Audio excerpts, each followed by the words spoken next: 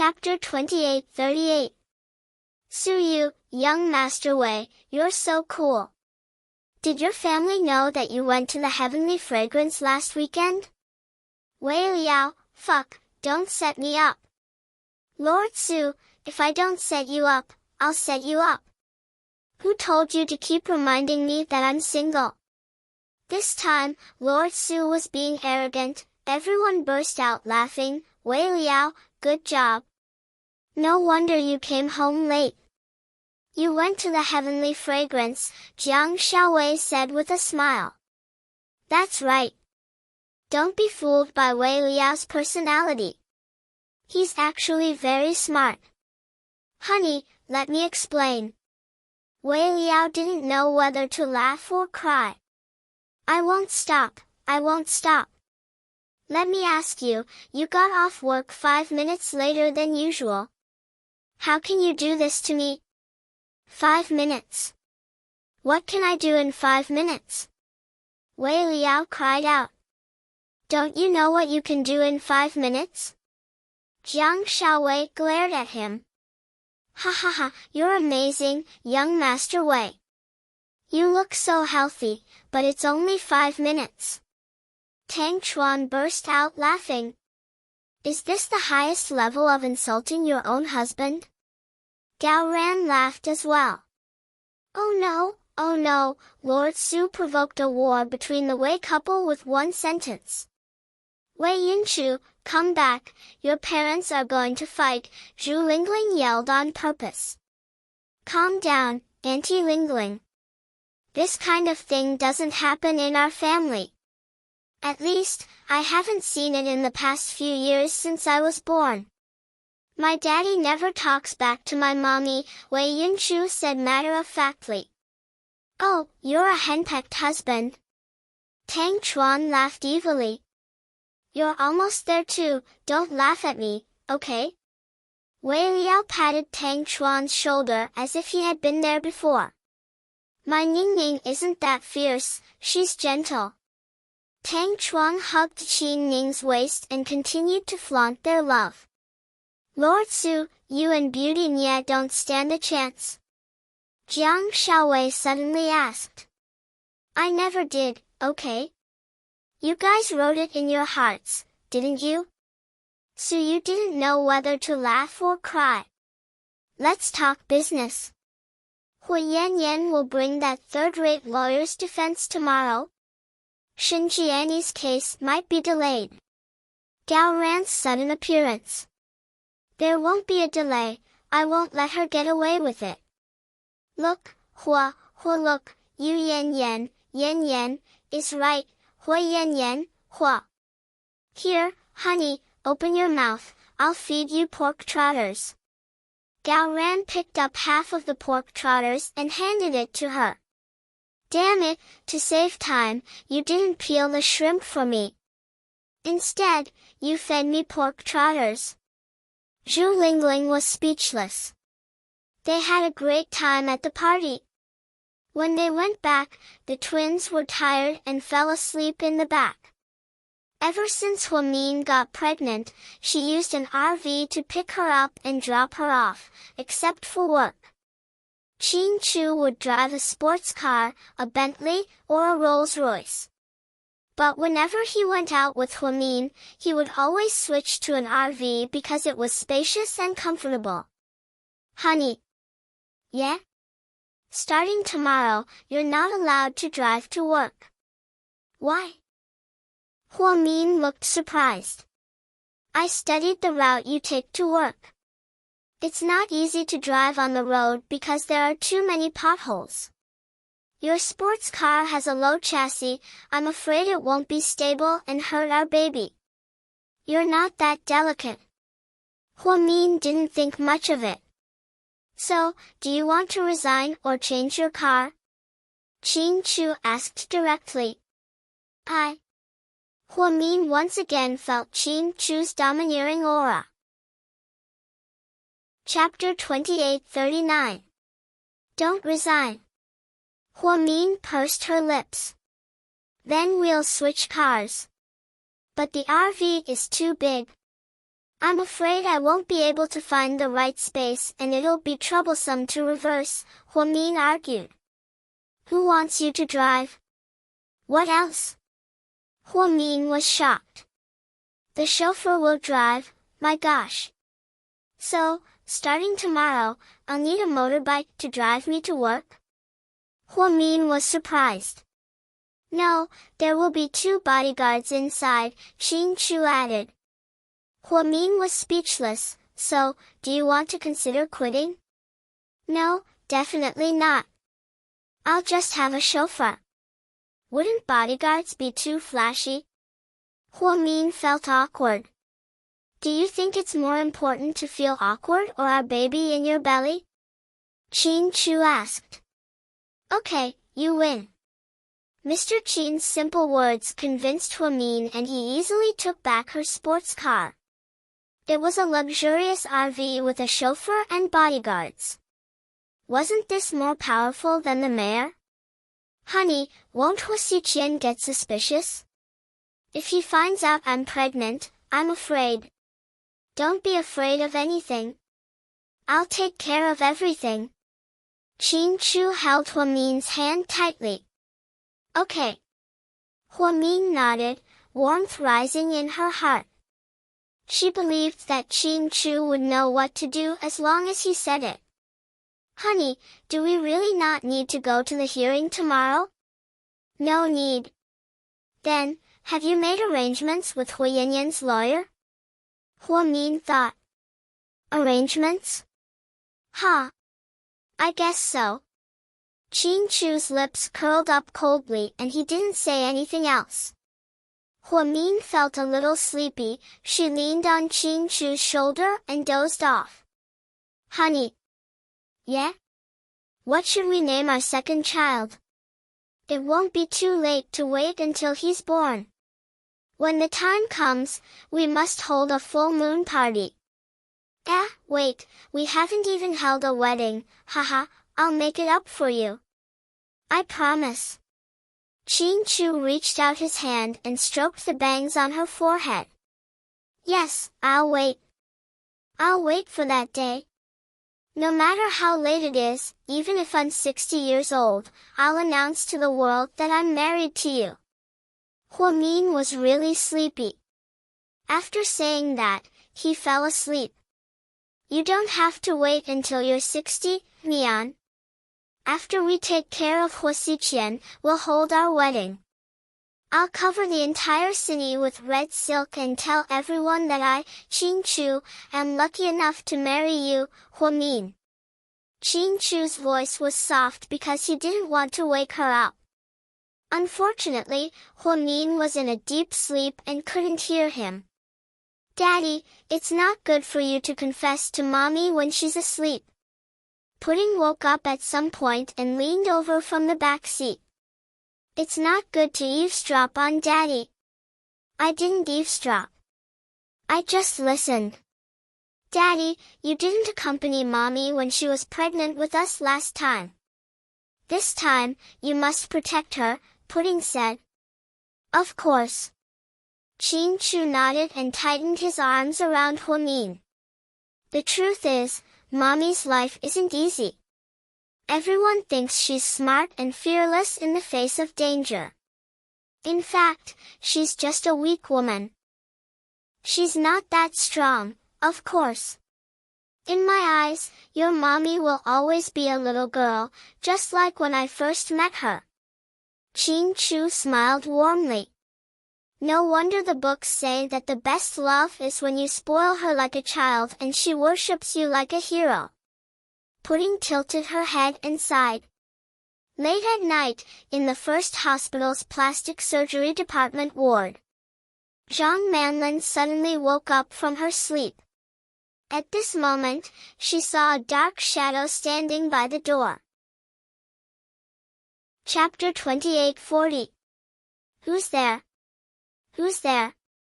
Zhang Manlin panicked. No one spoke, but the black figure was getting closer and closer. Help! Before she could say the word, help, the black figure was in front of her. Then, he covered her mouth with his hand. Under the moonlight, Zhang Manlin slowly looked up. Then, her pupils dilated, and dilated. The man in front of her had a devilish smile on his face. He was wearing a black leather jacket, and his hairstyle was different from usual.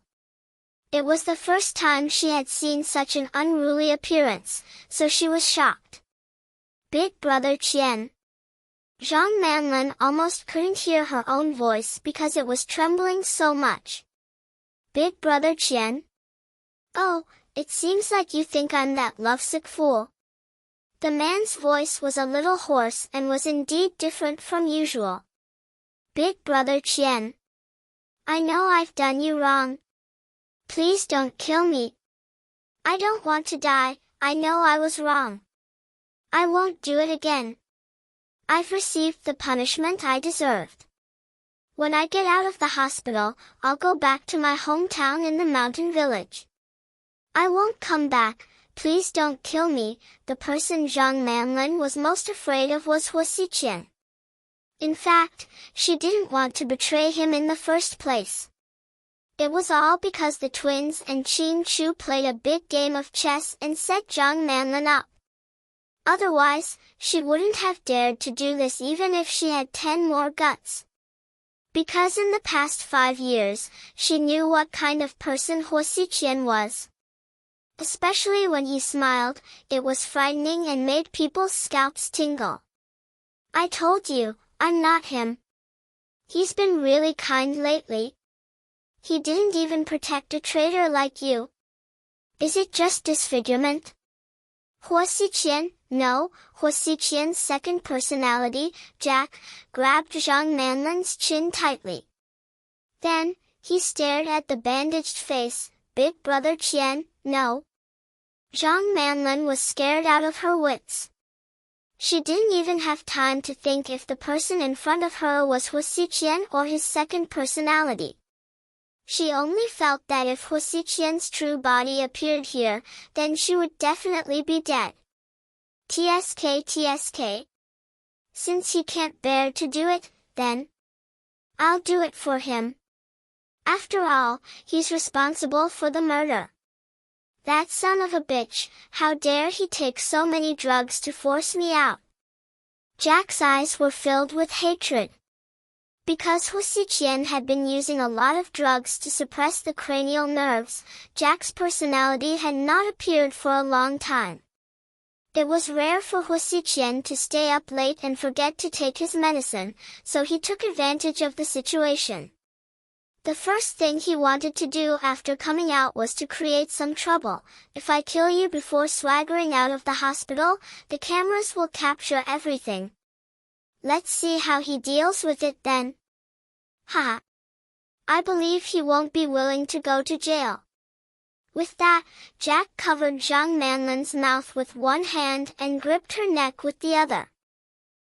Zhang Manlin felt like she couldn't breathe. Big brother Qian. No, don't.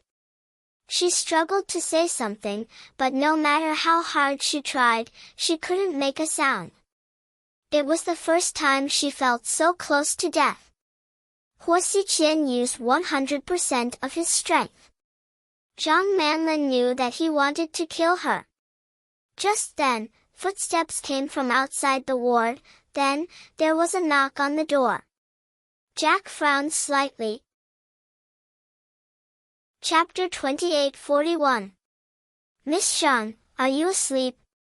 Zhang Manlin's mouth was covered, so she couldn't speak. She shook her head anxiously. Okay, you're lucky today. I'll come back for you. Then, Jack sneered, opened the window, and jumped out of the 6th floor with the help of the steel wire. He was as light as a swallow. Help! Zhang Manlin finally reacted and screamed after Jack left. The person outside the door heard her and immediately rushed in. It was Zhang Shubao, the security guard, the first man who slept with Zhang Manlin. Ever since he found out that Zhang Manlin was hospitalized, he wanted to visit her, but he had been on duty recently. He finally got off work early today, but it was already midnight. He couldn't sleep, so he thought about it and bought some fruits to visit her. If Zhang Manlin was asleep, he would put the things down and leave, but he didn't expect that he would coincidentally save Zhang Manlin's life. "Miss Zhang, what's wrong?" Zhang Shubao came in and hugged the scared Zhang Manlin. "Quick! Call the police, someone wants to kill me." "Who wants to kill you?" "Tell me slowly." Huo Xiqian wants to kill me." "Call the police, call the police." Zhang Manlin grabbed Zhang Shubao's collar and shook him like a crazy person, begging him to call the police. Okay, calm down, I'll call the police for you." Zhang Shubao didn't dare to ask more, so he immediately took out his phone and called 110 for Zhang Manlin. The police were very efficient, and in less than 10 minutes, 2 police officers who were on the night shift at the nearest police station arrived. "Who called the police just now?" the police asked. I called the police." Zhang Manlin was covered with a hospital blanket, her hair was messy, and the gauze on her face was still there. "Why did you call the police?" The police officer held a pen and notebook, ready to take down her statement. "Officer, someone wants to kill me, hurry up and arrest him, he almost strangled me." Zhang Manlin said agitatedly. "Calm down, tell us your name, age, home address, and work unit. Tell us your information first." "Miss Zhang, don't be anxious. Take your time to tell the police." "Yes, officer, I also want to call the police. This man raped me, in the cellar, he raped me 3 times. Zhang Manlin pointed at Zhang Shubao and said. Zhang Shubao didn't expect Zhang Manlin to bite back at him, so he was speechless. The 2 policemen looked at each other. "You two? What's your relationship? It's so late. Why are you here?" The policeman looked at Zhang Shubao and asked. "We're friends. We both work at GK. Miss Zhang was recently hospitalized, so I came to visit her after my night shift." "I don't know you. You lied. You raped me. You're not a good person. You're a bastard." After speaking, Zhang Manlin grabbed a policeman's arm and said excitedly, "Police, someone just snuck into my room and tried to kill me. Don't be hasty. Speak slowly. Who wants to kill you?" "Huo Xiqian." "It's definitely Huo Xiqian." "Huo Xiqian? Which Huo Xiqian?" The policeman was slightly surprised. "He's that famous big shot. Don't you know Huo Xiqian?" Zhang Manlin asked. "Don't tell me it's the boss of the whole corporation?" One of the policemen asked. "Isn't President Huo Mayor Yan's son-in-law? They're about to get married. The wedding is in a few days. Are you kidding me?" The other policeman stared at Zhang Manlin in disbelief, thinking she was crazy. Chapter 2842. "Officer, I'm not lying to you. It's him, but why would he want to kill you?" The officer looked at Zhang Manlin in confusion. "Because." Zhang Manlin realized that she couldn't say it directly. She couldn't say that he wanted to kill her because she was a traitor. "So," she said, "maybe it's because I accidentally found out some of his secrets." "Miss Zhang, are you sure it's Huo Xiqian, the president of the whole corporation? He doesn't have the same name, right?" "Yes, it's him. I'm sure. Do you have any proof?" the officer asked. "I saw him with my own eyes. He almost strangled me to death. Why are you asking me for proof?" Zhang Manlin was furious. The problem is, what if you're making false accusations? We can't arrest him just because you said so. The officer felt wronged. Go check the hospital's surveillance. If he came in through the door, the hallway's surveillance must have caught it. It can't be wrong.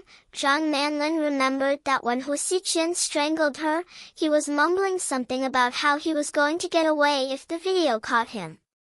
Li, go check the surveillance, one of the officers said to the other. Okay. 15 minutes later, the officer came back. How is it? Did you see it? No, the hospital's surveillance broke during maintenance today. The entire hospital can't use it. There's no way to check it. He must have asked someone to do it. I'm telling you, Huo Xiqian is very powerful. Yan Ruoxi is the mayor's daughter. So, he can do whatever he wants in this city. You have to believe me, officer. Miss Zhang, we still have the same question. You have no proof. How can we believe you? You can ask our president, Mr. Qin Chu. He knows a lot about Huo Xiqian. If those things are exposed, Huo Xiqian will be executed. You can call Mr. Qin. Call President Qin. It's already so late, isn't it not good? One of the policemen was a little embarrassed. That's right. I heard that CEO Qin is a good friend of our Municipal Public Security Bureau's Commissioner Gao. If we disturb him in the middle of the night, won't we be put on hold? The other one was also scared. No, President Qin is the boss of our group. He will definitely stand up for our employees. Zhang Manlin didn't give up. Miss Zhang, how about this? It's already very late. You should rest early. We'll come back tomorrow to record your statement, okay? No, if you dare to leave, I'll call the media and say that you police officers don't do your jobs. You take our taxpayers' money but refuse to do anything for us and protect the rich. I'll expose you black-hearted police officers. Zhang Manlin was crazy. She would bite anyone she saw. Does your friend have a history of mental illness? The police officer ignored Zhang Manlin and asked the security guard, Zhang Shubao. I'm not sure either. I haven't known her for long, and we're both new employees of GK. Zhang Shubao didn't dare to answer. I'm not mentally ill. Every word I said is true. It's really Huo Xiqian. Hurry up and arrest him. What should we do? The two policemen were in a dilemma. How about we call our director and ask him to contact Commissioner Gao? He can ask President Qin in a roundabout way. After all, she's an employee of his company, right? One of them suggested. Chapter 28:43. Then, that's the only way. The two officers were afraid that the woman would continue to make trouble with the media. If she tarnished the reputation of the police station, she would definitely be punished. So, one of the officers comforted Zhang Manlin in the ward while the other went out to call the director to report the incident. In the end, the director of the police station came out and called Gao Ran in a humble voice. Gao Ran risked his life to call Qin Chu again. Finally, there was a response. Half an hour later, the officer returned to the ward. Li, what did they say?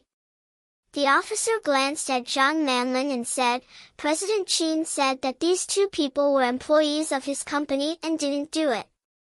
However, he didn't know what the woman said about the inside story of Huo Xiqian. President Qin isn't familiar with Huo Xiqian, so he didn't understand what Ms. Zhang said. What? How is that possible? Qin Chu, he said that? Zhang Manlin was dumbfounded. Oh right, President Qin also said.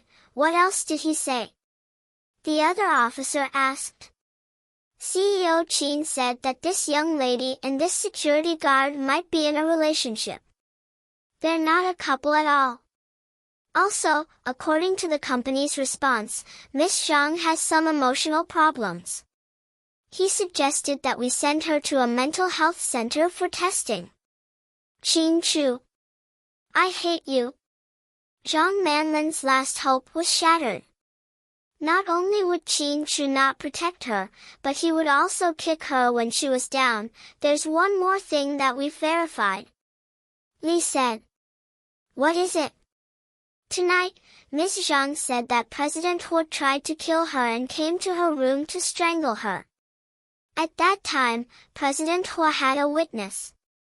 Just now, a reporter took a picture of President He and the head of Angel Charity, Mr. Cui Zhengwu, drinking tea and having supper at the Hilton Hotel.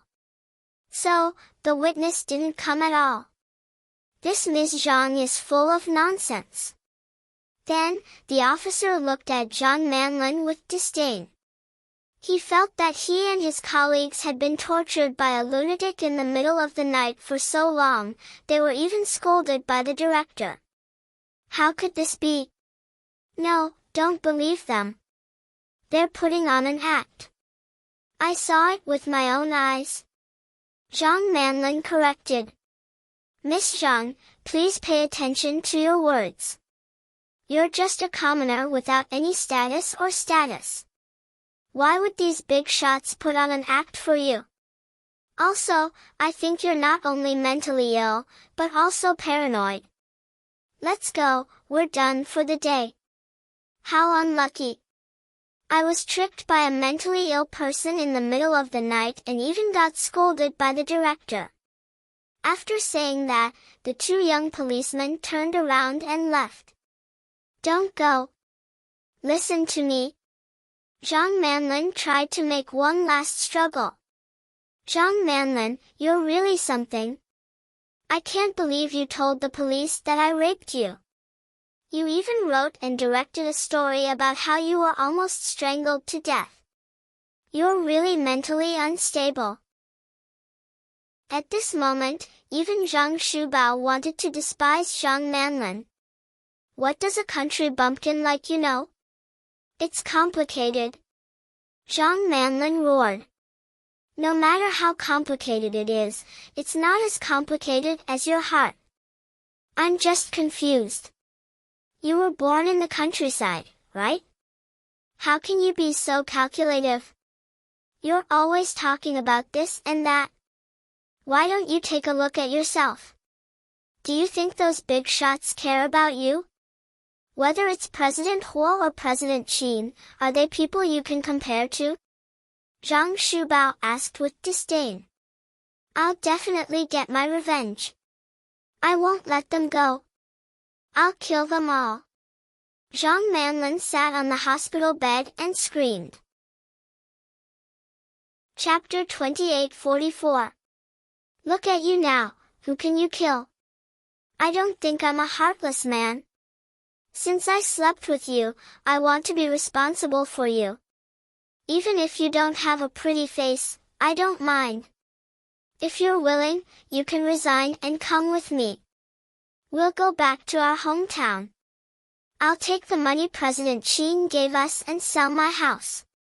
We'll go back to the foot of the mountain and build a 3-story bungalow. Then, we'll live like our parents.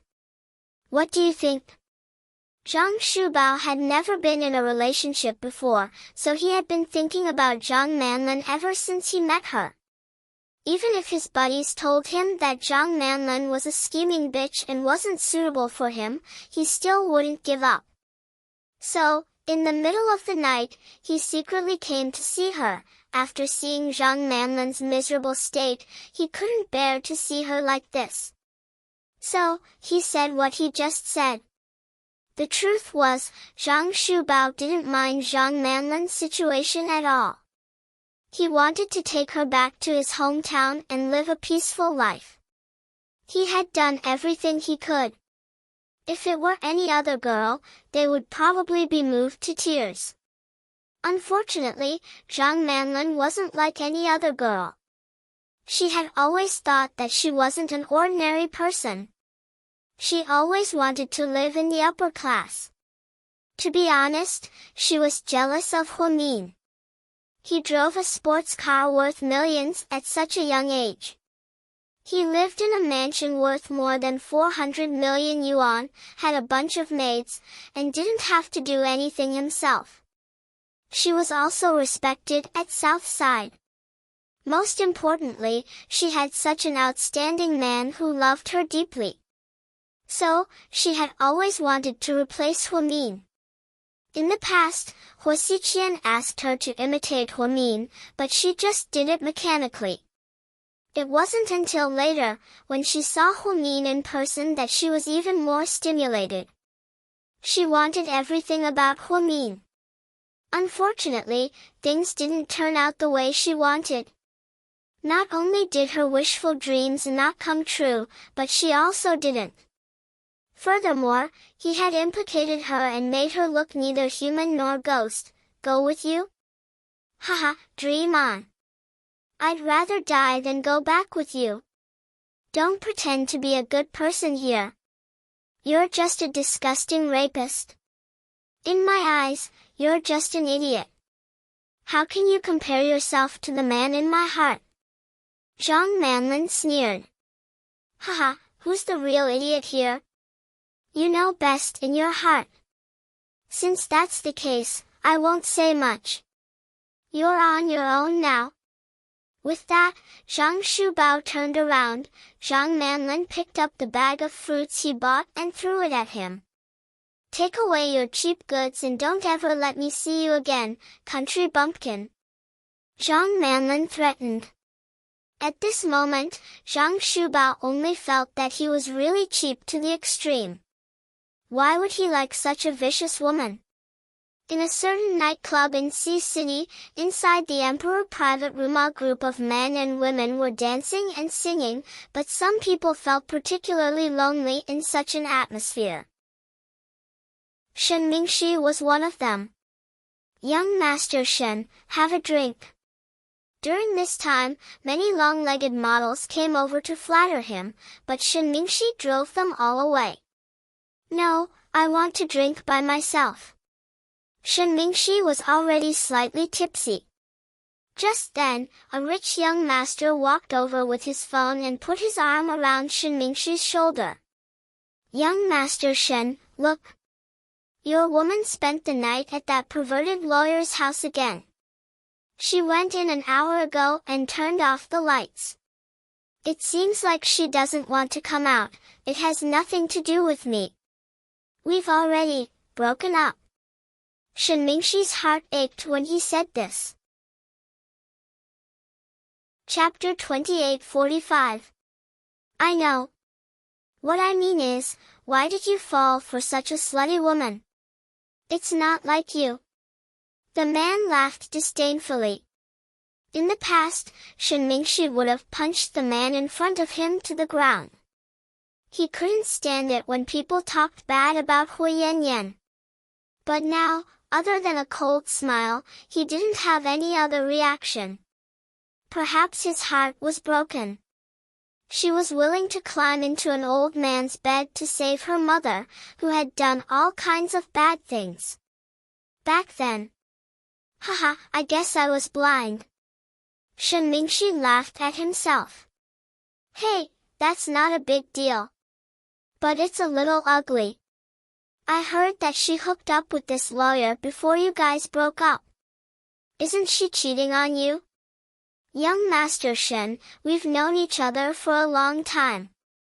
My family is both legal and illegal. Just say the word and I'll stand up for you. What do you think? No need. Shen Mingxi shook his head. Why? Aren't you angry? I think, the worst thing you can do is break their legs. If word gets out that she cheated on you, it'll be embarrassing. The rich young master was trying to stir up trouble. Unfortunately, Shen Mingxi was never an impulsive person. It's all in the past. Since we broke up, we're strangers. There's no need to do this. It's meaningless. Then, Shen Mingshi picked up his wine glass and poured himself a drink. The rich young master turned around and danced with the model. His phone was on the coffee table. Shen Mingshi raised his head and inadvertently caught sight of the photo that someone had secretly taken just now. In the photo, Hui Yanyan was wearing black stockings. Her long hair was curled and dyed maroon. She looked much better than before, but she was less plain and more coquettish. This wasn't the Hui Yanyan he used to know. The Hui Yanyan he knew was the kind of person who called him Mingshi shyly, cooked for him, and washed his clothes when she was on her period. The woman who wore cartoon pajamas and lay in his arms while watching One Piece, the woman in the photo was more like a demon. Shen Mingshi once again felt a dull pain in his heart. He took out his phone and posted on his WeChat moments. If you take a wrong turn, remember to turn back. If you love the wrong person, remember to let go. I don't remember if I saw this sentence on Weibo or somewhere else. In short, at this moment, it was a good medicine to comfort myself. Yes, just treat it as a misplaced love. The woman he thought was his true love had now become a passerby. It wasn't that he didn't love her, but that he couldn't love her anymore. Was he too stupid? A month ago, he was still thinking about how to tell his family about the wedding. He had always felt that Hui Yanyan's parents were no longer around and she was pitiful enough. Therefore, he wanted to give her a proper position and a proper wedding. Now, haha, Shen Mingshi sneered. At this moment, there were a lot of comments on her phone. He looked at them coldly. They were all unrelated people. On the other hand, Tang Chuan replied, "You're a typical person who won't shed tears until you see the coffin. You won't turn back until you hit the southern wall." Shen Mingshi replied to Tang Chuan, "Now that you've shed tears, you've turned back." Tang Chuan replied, "Then everything happened in a hurry. These are no big deal. 10 years later, they'll all be dishes with wine." Fuck. Shen Mingshi replied to Tang Chuan, "Thanks for comforting me, bro." Tang Chuan continued to reply, "You're sure you don't want to go to the court tomorrow, right?" Chapter 28:46. I'm not going. Shen Mingshi was determined not to get involved in this matter. Very good. You did the right thing. You're in the right position. Tang Chuan felt comforted. The next morning, after dressing up, Hui Yanyan went out with Lawyer Wang, planning to defend her mother in court. However, as soon as they opened the door, they saw 2 police cars. The 2 of them were confused. "Wang Jialai, is that you?" the leading police officer asked. "That's me. You're the head of Ming Zhuang law firm, right?" "Yes, that's me." "What's the matter, police officer?" Lawyer Wang was also confused. "You're suspected of sexually assaulting an underage girl. Based on the client's report, we're taking you back to assist in the investigation. This is an arrest warrant from the police station." "What? Did you get the wrong person?" The bald lawyer's face changed drastically. "You know very well whether we got the wrong person or not.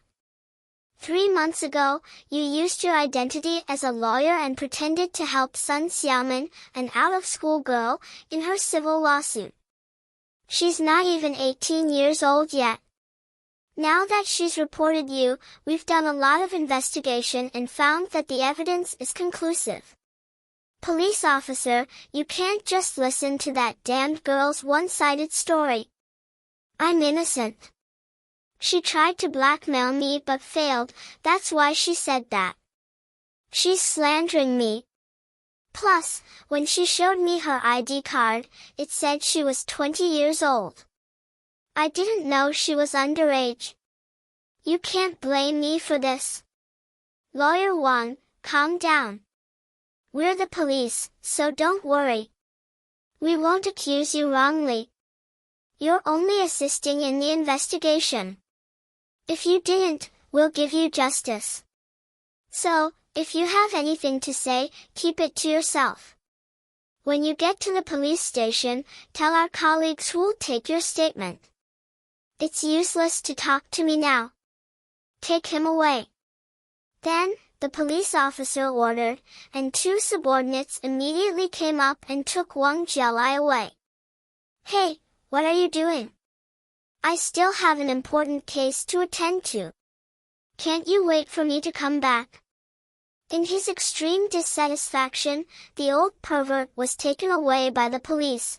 Huo Yanyan immediately felt uncomfortable. She clenched her fists.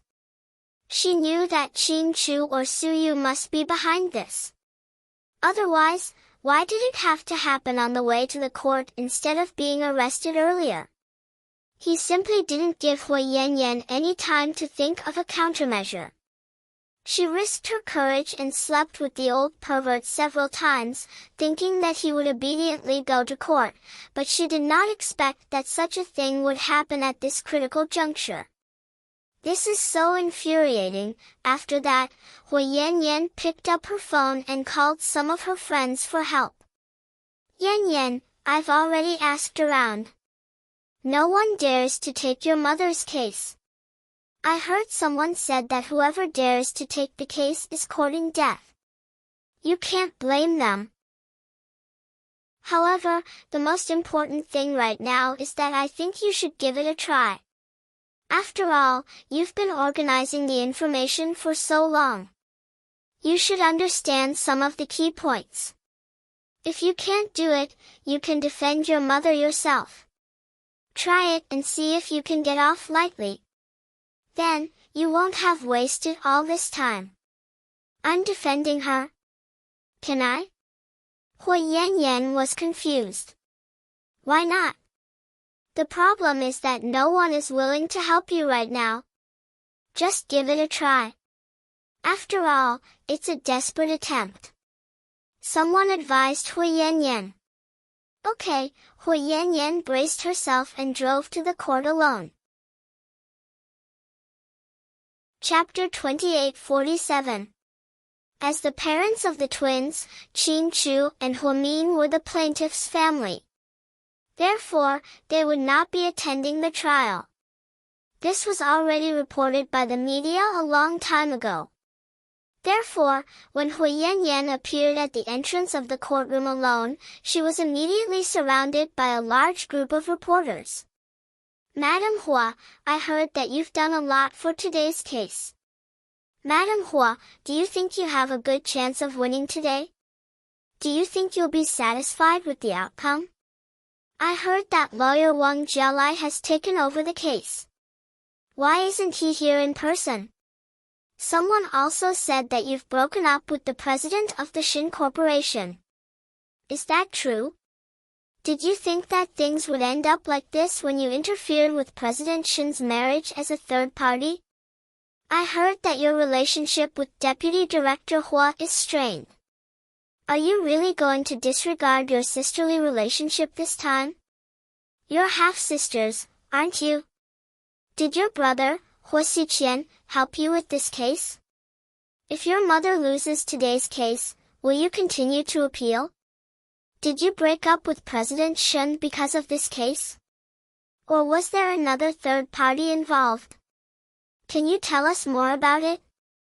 I heard that you're the only one who will be here today. President Qin and Deputy Director Hu won't be here. Did you meet in private before this? Will you reconcile? Someone even said that you spent 1 million yuan and slept with lawyer Wang. Is that true?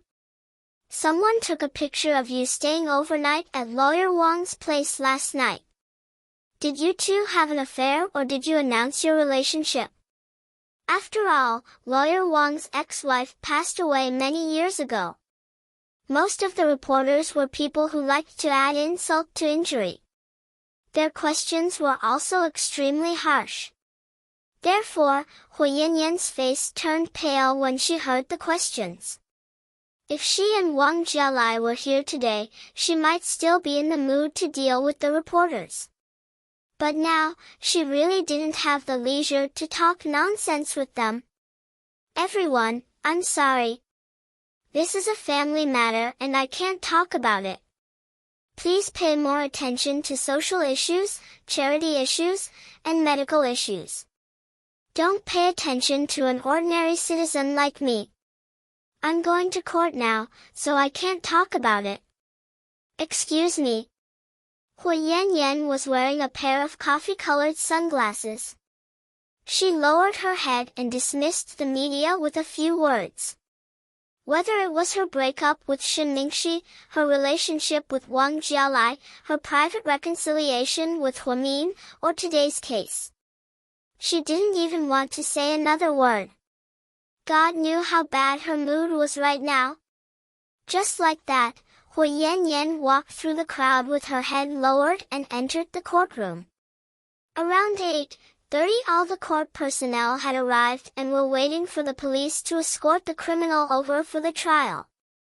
Ever since Hu Yanyan came back, she had only seen her mother once. After that, she was told that she was not allowed to visit her mother again. Therefore, she missed her mother quite a lot. She didn't know what her mother, who loved to look beautiful, was like now. Was he already haggard beyond recognition? Had he aged more than 10 years? Would he have white hair? Hu Yanyan was actually very immature. Because her mother was too domineering, she always made decisions for her and her younger brother. All these years, she didn't have the ability to analyze and deal with things on her own. Basically, she couldn't do anything big. The only reason she pursued Shen Mingxi was because she had a crush on him when she was young. 20 minutes passed. Hu Yanyan kept looking at her watch. Why aren't they here yet? She was a little impatient. Just then, the court personnel rushed in. Oh no, the police car escorting the criminal has an accident. Hu Yanyan was shocked when she heard this. Chapter 28:48. What happened? Hu Yanyan asked anxiously. The police car that was transporting the criminals collided with a small truck. They've all been sent to the hospital. We don't know if they're still alive. What? Hu Yanyan, who had been sitting down, suddenly stood up. Which hospital? It's closest to South Side, so they've been sent there. The staff said. Without another word, Hu Yanyan grabbed her bag and rushed out. Then, she drove straight to South Side Recuperation Center. South Side Recuperation Center was called a recuperation center, but it was more for emergency treatment and difficult surgeries. Huamin had strict requirements for surgical techniques. South Side Recuperation Center was also famous for treating patients, so more people came to visit. Even some rich people and dignitaries from other provinces would come here to recuperate and treat their illnesses. Hearing that her mother was in an accident and had been sent to South Side Recuperation Center, Hu Yanyan was on the verge of breaking down. South Side Recuperation Center 10 minutes ago, Huamin received a notice from the hospital that people had been sent to the scene of the accident. One of them was severely injured and needed immediate surgery. She rushed down from the office and found that the injured person was Xinjiani. Deputy Director, what do we do now? We need the patient's family to sign the papers. Then, we'll start the surgery immediately, Huamin said. I heard that she's a criminal. Maybe we shouldn't save her. I don't think she'll survive, a doctor said casually. To his surprise, Huamin glanced at the doctor's face coldly. As a medical staff, how could you have such thoughts? Deputy Director, don't say anything else. Listen to me. Everyone, get ready. We'll start the surgery in 10 minutes. You guys stop the bleeding and give her oxygen. Then, Huamin took off his white coat and was about to go in and change into a sterile surgical gown. Huamin, suddenly, an ear-piercing scream was heard. Huamin turned around and saw Huayanyan. You came just in time. Hurry up and sign the papers so that we can operate on your mother, Huamin urged impatiently. Are you going to do it? Huayanyan glared at Huamin with hostility. Yes, I'll do it. Huamin nodded. She had checked Xinjiani's condition just now. She was suffering from intracranial hemorrhage. The situation was very urgent. At this time, a delicate brain surgeon must perform the operation. However, it was still early, and the other excellent brain surgeons did not come to work at all. Even if they waited for them to arrive, it would be too late even if they were delayed by 30 minutes on the road. Therefore, Huamin decided to do it herself. There was no good or bad in front of a patient. Even if Xinjiani was her enemy, she would try her best to save her. Then, he would wait for the judgment of the law. Yes, Huamin was such a stubborn person. He was extremely serious about his work. If Mr. Qin knew that she was going to operate on Xinjiani right now, he would be furious. Do you think I'll let you take advantage of this opportunity to kill my mother? Huayanyan sneered. Huayanyan, what do you mean by that? Huamin frowned slightly. He could hear the slander in Huayanyan's tone. Don't you know what I mean? We were going to go to court today, but you used despicable methods. First, you got Wang Jialai arrested, and then I had no lawyer. Then, you deliberately caused a car accident to kill my mother. Seeing that my mother didn't die, you sent her to South Side for surgery. Are you going to do whatever you want to her? Huayanyan's tone was vicious. Haha, so that's what you think. Huamin sneered. Isn't that right? You and your wife are scumbags to the core. You've got a good series of schemes, but aren't you afraid that you'll lose your virtue by doing this? Chapter 28:49. Immoral? Huayanyan, what are you doing? Let me tell you, I'm a doctor. I'm not just treating your mother like this. Even if a heinous person was sent here today, I would still do the surgery and try my best to save him. As for whether he'll be executed or jailed after he wakes up, that has nothing to do with me. I only know that I'm a doctor, and I only do what I'm supposed to do. TSK, you're so great, Huamin. You're such a saint.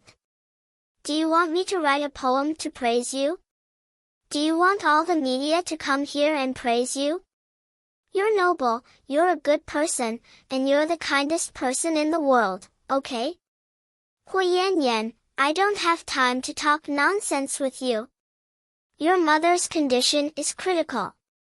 If she doesn't get the surgery in time, her life will be in danger. Don't try to scare me.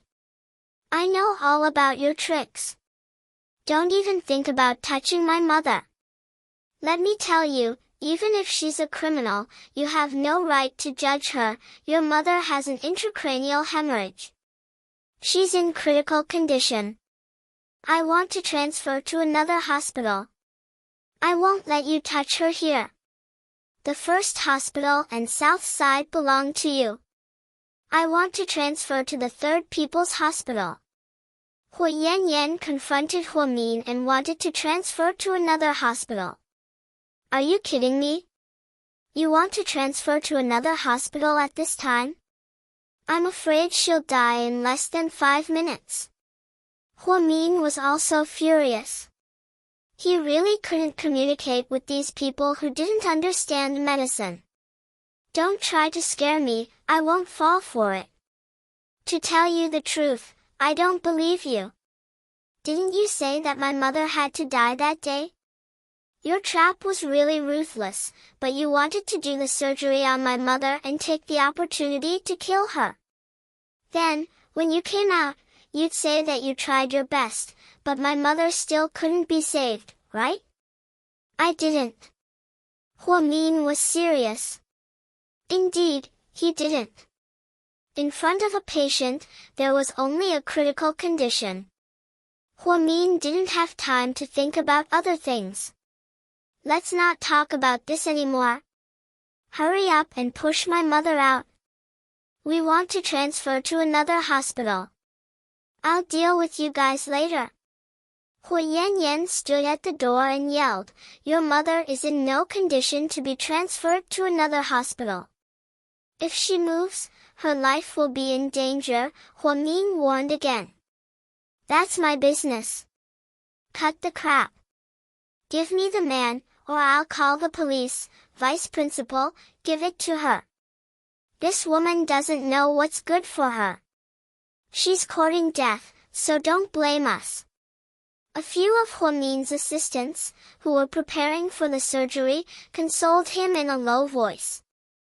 Huamin really couldn't bear to see a person who could still be saved walk towards death. Can't you hear me?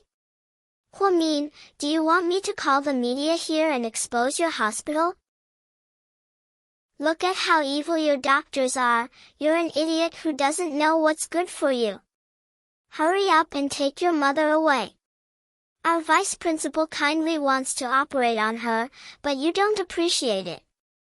Instead, you're here nagging. You're so fucking stupid. Get out of here. A male doctor couldn't stand it anymore and cursed at Hu Yanyan. Did you see that? This is the quality of the doctors at South Side, haha. Hu Yanyan felt even more superior. Vice Principal, we can't do it anymore. We'll be the scapegoat. We have to give up on this surgery. Give her the man. The head nurse also tried to persuade Huamin. Hu Yanyan, if something happens to your mother, don't regret it. Don't blame me for not warning you. Huamin gritted his teeth angrily and looked at Hu Yanyan. Chapter 2850. I don't need you to remind me. Hurry up and hand her over. Hu Yanyan didn't trust Huamin at all. It was as if someone had cast a spell on her. She wanted Xinjiani, vice director. The doctors wanted to say something. Give her the patient. Okay, we'll push her out now. The doctors were overjoyed to see Huamin relenting. They were afraid that the crazy woman in front of them would continue to make a fuss. Plus, if the operation failed, wouldn't the responsibility be even greater? Of course, they didn't know Huamin's real thoughts. They only thought that the vice director was being stubborn. After the paramedics pushed Xinjiani out, Hu Yanyan immediately called for an ambulance to take them away. Mom, hang in there. You'll be fine. Don't be afraid. Hu Yanyan was terrified to see her mother bleeding like a river. Huamin looked at their backs and sighed in a low voice. Huh? Xinjiani was in a car accident. I wonder how the others are doing. Huamin suddenly thought of this serious problem. The others are all lightly injured. Xinjiani was the most seriously injured. I heard that she was rear-ended. The policemen in front of her were only lightly injured. Oh, Huamin looked thoughtful. She picked up her phone and wanted to call Qin Chu. But she remembered that some things couldn't be said over the phone. It involved a lot of privacy and secrets, so she gave up the idea. But 10 minutes later, the bodyguards pushed open the door to Huamin's office. A young lady, Mr. Qin asked us to take you home. Now? Huamin was slightly surprised. Yes. But I'm at work. Hua Min was shocked. We don't know. It's Mr. Qin's idea. Maybe he has something urgent to talk to you about, the bodyguard said. Then. All right, wait for me. I'll come out once I'm done with this. No, sir said that we must leave immediately. A young lady, don't make things difficult for us, or we won't be able to keep our jobs. The bodyguard also knew that Hua Min had a good heart, so he used this as an excuse. All right, let's go then. Although she didn't know why Qin Chu was looking for her, she guessed that something big must have happened since the bodyguard looked so serious. Hua Min left Southside Recuperation Center in an RV led by the bodyguards. Hua Yanyan returned to Southside again and cursed at Hua Min at the door. Hua Min, come out. You and I are mortal enemies. It turned out that on the way to the transfer hospital, Hua Yanyan's mother, Shen Jiani, died because of intracranial hemorrhage. When they arrived at the Third People's Hospital, the doctor took her pulse and found that her pulse and heart were no longer beating. Her brain was also dead. It seemed that she had been dead for a few minutes, but Hua Yanyan didn't know about it. The doctor couldn't stand Hua Yanyan's crying and screaming. He tried to resuscitate her with electric shock, but there was no response. In the end, he announced that the patient was brain dead. Hua Yanyan couldn't accept this fact. She dragged her body back to the entrance of the First People's Hospital. Then, she pushed all the blame onto Hua Min. The commotion attracted many patients and family members to come over and watch. Shen Jiani's body was lying behind Hua Yanyan. It was a horrifying sight. The security guards of Southside came to disperse the crowd, but Hua Yanyan threatened to kill herself. Ma'am, our deputy director made it very clear that he didn't want you to transfer to another hospital. He planned to resuscitate your mother, but you insisted on doing so. Now that your mother is dead, you come back to cause trouble. Are you trying to blackmail us? How can you do this? You're so immoral. One of Hua Min's female doctors couldn't stand it anymore. She pointed at Hua Yanyan and scolded her. Chapter 28:51. It's none of your business. Where's Hua Min? Tell her to come out. I want her to give me an explanation. What explanation? You're being unreasonable and didn't listen to our advice. Now that she's dead, you're making a scene here. Disgusting. You guys go call the police. The female doctor pointed at the security guards. Soon, the police arrived. So what if you're the police? The doctor at Southside killed my mother on purpose. Where's the justice in this? Hua Yanyan said arrogantly. Ma'am, this isn't a place to make a scene. You're disrupting the order of the hospital. Come with us. Why should I go with you? You're disrupting public order. The hospital called the police. Do you know that? The police were annoyed. Don't you dare touch me. I'll sue you for molesting me. Hua Yanyan pretended to take off her clothes. The young police officers were so scared that they stepped back. No one dared to step forward, afraid of being blackmailed. Captain Ma, what should we do? Call the municipal bureau for help. The police officers could tell that Hua Yanyan wasn't an ordinary person. Since the victim was a felon, many people were involved. Half an hour after the police officers reported what happened, Gao Ran arrived with his team. Haha, good timing. Aren't you a good friend of Chief Hua's? Did you guys really collude with each other? Hua Yanyan stared at Gao Ran and said sarcastically. Woman, you're really pushing your luck. Come, Take her away, Gao Ran said angrily. What? I didn't do anything wrong. Why are you taking me away? Hu Yanyan looked up at Gao Ran provocatively. You're disrupting the hospital. Do you know how much of an impact you've brought to the hospital and the patients by making a scene here? I don't know. I only know that Huamin and Qin Chu set up a series of schemes to kill my mother, Hu Yanyan insisted. You have to have evidence before you speak. You can't just slander me for no reason. Everyone, come and take a look. The chief of the Municipal Public Security Bureau is friends with that couple, so he's biased towards them. This society is really too dark.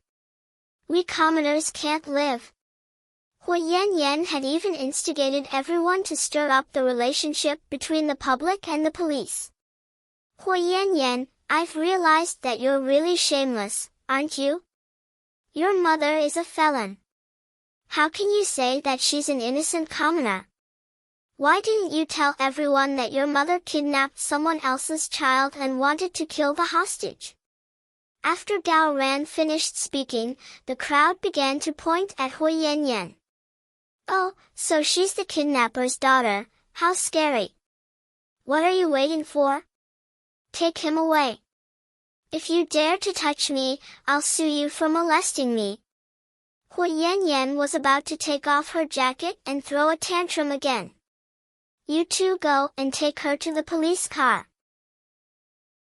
Take her body back to the Municipal Public Security Bureau and let Dr. Lin do an autopsy to determine the cause of death. Follow the legal procedures. At Gao Ran's command, 2 female police officers came out from behind him. They walked up to Hu Yanyan, grabbed her by the arm, and forced her into the police car. Xinjiani's body was also taken away to be processed. This farce finally came to an end. At this moment, inside Ixion's ramen, hubby, you called me here in such a hurry just to eat noodles with you? Huamin was brought to Ixion's ramen behind Second High School by the bodyguard and the driver. Qin Chu was wearing a black short-sleeved shirt. He sat there with 2 bowls of noodles in front of him. It was obvious that he was waiting for Huamin. Hurry up and eat. It'll get cold soon. Qin Chu thoughtfully picked up a pair of chopsticks and handed it to Huamin. Honey, I skipped work to eat noodles with you. This isn't right. I have to go back. I still have a few surgeries to do. Huamin didn't know whether to laugh or cry. Chapter 28:52. Sit down first. Qin Chu waved his hand, his tone extremely gentle. Okay. Huamin knew that Qin Chu wasn't someone who would forcefully interfere with her work. At the very least, he wasn't someone who didn't know what was important. Therefore, she obediently sat down across from Qin Chu. Eat the noodles first. Good girl, if you have any questions, we can talk about them after we're full, Qin Chu comforted her. Okay. Looking at the steaming hot noodles, Huamin lowered her head and ate with relish. During this time, Qin Chu kept putting beef from his bowl into Huamin's bowl. Eat more, you've been working very hard recently. Ha, aren't you afraid that I'll become as fat as a pig? Huamin laughed. No, as long as you become as fat as a pig, then you won't attract so many people's attention. Qin Chu said in a very low voice. Huamin didn't hear him clearly. Huh? What did you just say, honey? Can you speak louder? Nothing, let's eat. Just like that, the couple sat in Ixion's ramen and ate the steaming hot noodles. After Huamin finished the last mouthful of noodles in his bowl, he wiped the corners of his mouth with satisfaction and took a sip of soda. Honey, can you tell me now? Shinjiani was in a car accident and was sent to your hospital, right? Yeah, right. I was about to ask you, was Shinjiani's accident really an accident, or did you ask someone to do something to her? Huamin suddenly asked. If I told you that I asked someone to do it and hit her, would you hate me? Qin Chu looked at Huamin and asked seriously. Huamin, to be honest, Huamin didn't know how to answer Qin Chu's sudden question because he hadn't considered it before. Is it hard to answer? No, I'm just not mentally prepared. To be honest, if this was the old me, I might have thought it was wrong, but now, as the child's parents, I don't think you did anything wrong. If you want us to be merciful now, why didn't Shinjiani and He Yongjun be merciful to us back then? If something happens to Little Bean and Pudding, it'll be too late for us to say anything. That's why I understand that you're a father who loves his daughter. Even if it's a little extreme or dishonorable, I'll still support you. Honey, I'm very happy that you can say that. I also know that you don't care about your identity and are willing to perform the surgery on her because there are no boundaries in front of patients. I can understand that, Qin Chu said. Hubby, am I too much of a saint? Huamin licked the corner of his mouth. No, it has nothing to do with Mother Teresa. As a qualified medical staff, perhaps this is the most basic duty. If I have to find a problem, it may be that my wife is too rigid, too pretentious. She does things too methodically. Wow, so many problems? Huamin laughed. But, even with so many problems, Huamin is still the woman I love the most. Mr. Qin, is today a confession day? Is it okay for you to show off your love to me like this? Huamin looked at him with a red face and a smile. Qin Chu reached out his hand and gently placed it on the back of Huamin's hand. Mian, Shinjiani is dead. Dead? Just now? Although she had expected this, she was still a little surprised. Yes, just now. Qin Chu nodded. So, you were afraid that Hui Yanyan would come back to the hospital and cause trouble for me, so you got someone to get me out, right? Huamin suddenly understood why her husband did this. Chapter 28:53. Yes.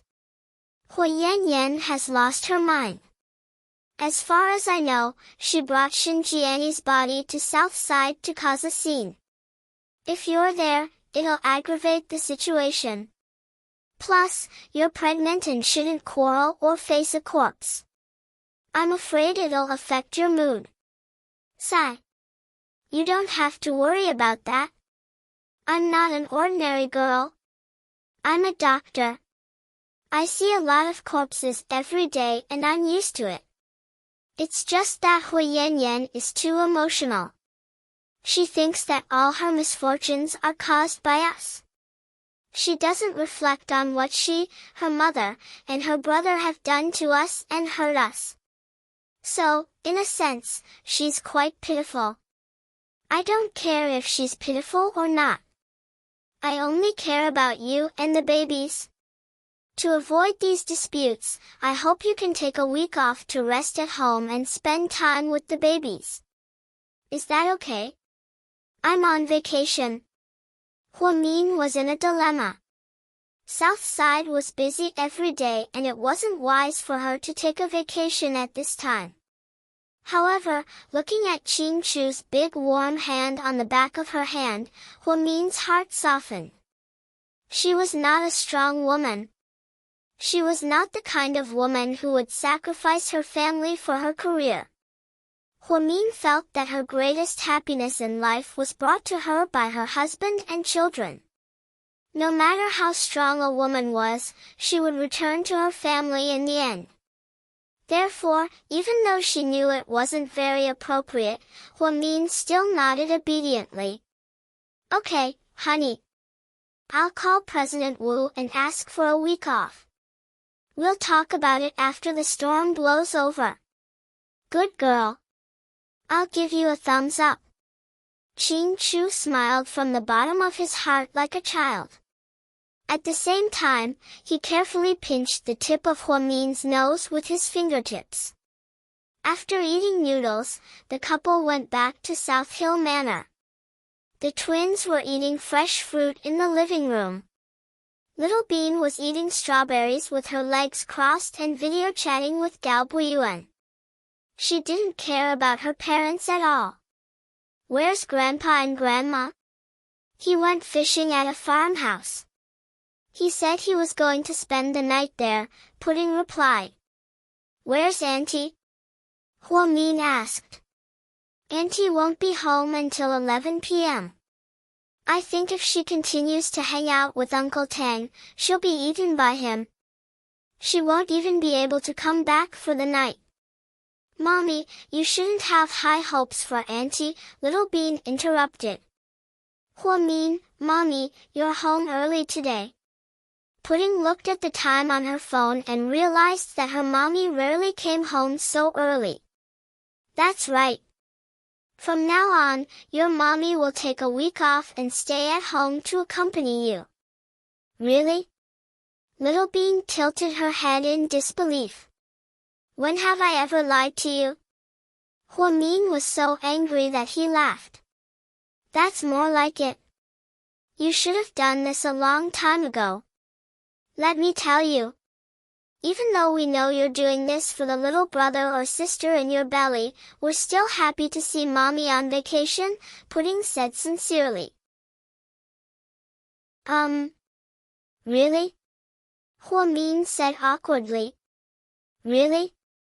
The probability of seeing Mommy on vacation for a week is like seeing a meteor shower.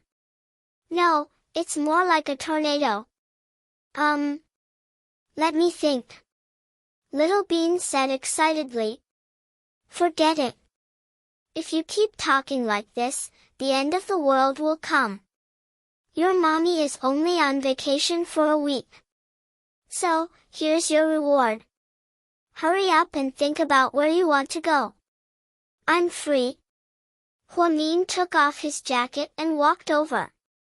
He sat between the twins and hugged one happily.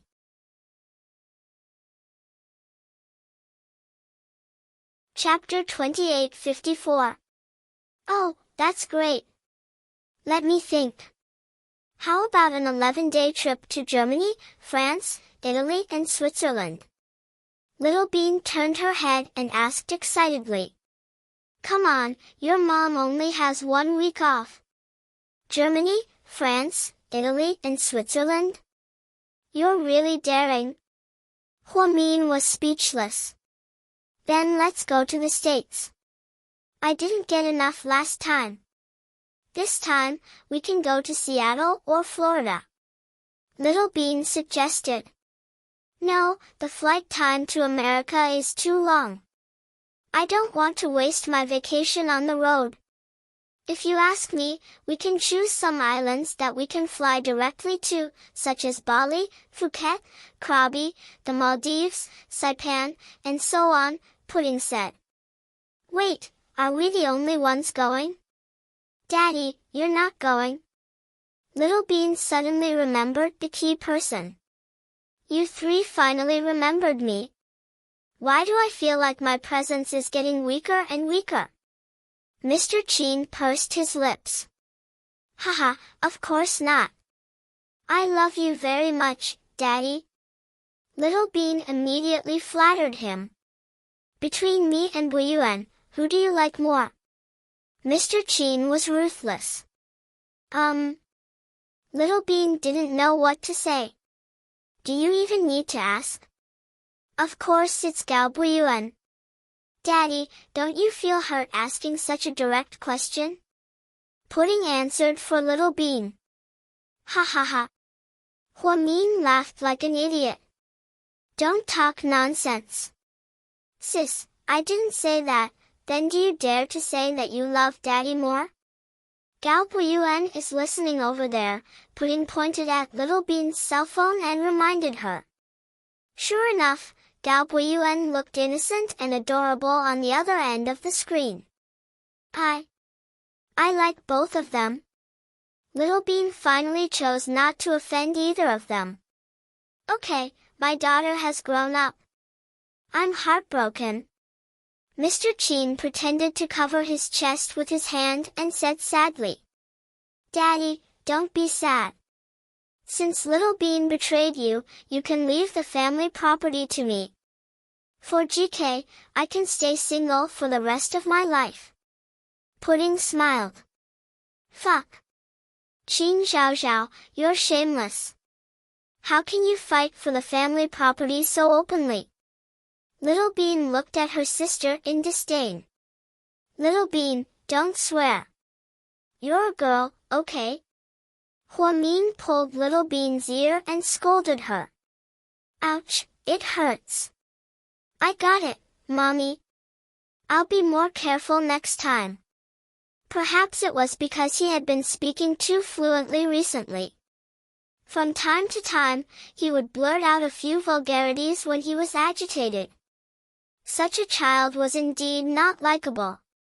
However, Little Bean insisted that she wasn't a child at all. It was just that her mommy was too strict, so she still had to abide by the family rules. Just like that, Huamin came home early and played with the children until late into the night. She only changed into her pajamas and returned to the master bedroom after watching the twins fall asleep. Hubby, I still have some documents to deal with. I've already prepared the water for you. Hurry up and take a shower. It's been a tiring day. Qin Chu said as he stared at the laptop. All right. After Huamin carefully entered the bathroom, he was surprised to find that he had changed into a new pair of slippers. It used to be a picture of a bear, but now it was a picture of Minnie. Qin Chu also changed into Mickey Mouse slippers. They were a couple's pair. Hubby, did you buy the slippers? Huamin opened the bathroom door and couldn't help but ask. Yeah. Where did you buy them? They're so cute. Mickey Mouse and Minnie Mouse.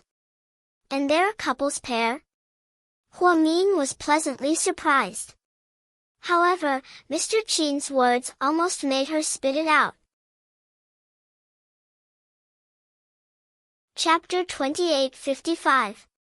I got it from Baotao. Mr. Qin threw out a sentence. You know how to shop online? Huamin was in disbelief. I thought it was fun. I saw it while browsing the web and thought you'd like it. Haha, right? Online shopping is a good deal. This pair of matching slippers should be cheap, right? Huamin really liked Qin Chu's thoughtfulness. After she got pregnant, Qin Chu secretly changed a lot of small decorations and daily necessities in their house. From air purifiers and water purifiers to non-slip slippers and natural skincare products for pregnant women, Qin Chu was full of love. It's not expensive. It's only about 500 yuan per pair. 500 yuan. Were you scammed? Huamin was speechless. I bought it on Disney's official website. Damn, why didn't you say so earlier? Huamin pouted and angrily slammed the bathroom door shut. The huge bubble bath was already filled with water. Huamin lowered his head and reached out to touch the water.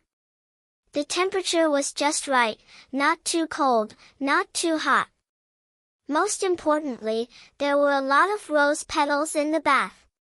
The essential oils from before were all gone, leaving behind only natural handmade soap from a luxury brand. It seemed like Mr. Qin really put a lot of thought into this. A woman might not like a man because of how handsome, rich, or awesome he was. However, it was because of how much effort he put into it. No one could resist love from the heart. Just like Qin Chu. Over the years, whether it was when they were dating, when they got married, or when they reunited after so many years, everything he did for her was out of love. Even if it was a rock, it would probably be warm enough to warm it up. Huamin was comfortably soaking in the bath while listening to soft music. Qin Chu was in the master bedroom working on his laptop when Huamin's phone rang. Qin Chu picked it up and saw that it was a confirmation message for Hui Yanyan to add Huamin on WeChat. Qin Chu clicked the pass button. Then, without waiting for Hui Yanyan to speak, he quickly blacklisted her. That way, she wouldn't repeatedly add him. Following that, Qin Chu set Huamin's WeChat to prevent anyone from searching for him. In that case, Hui Yanyan wouldn't be able to use someone else's WeChat account or add a new WeChat account. As expected, on the other end, Hui Yanyan sent a long message to Huamin. Only then did he realize that his message had been rejected by the other party. Blacklisting me? You're really something. Haha.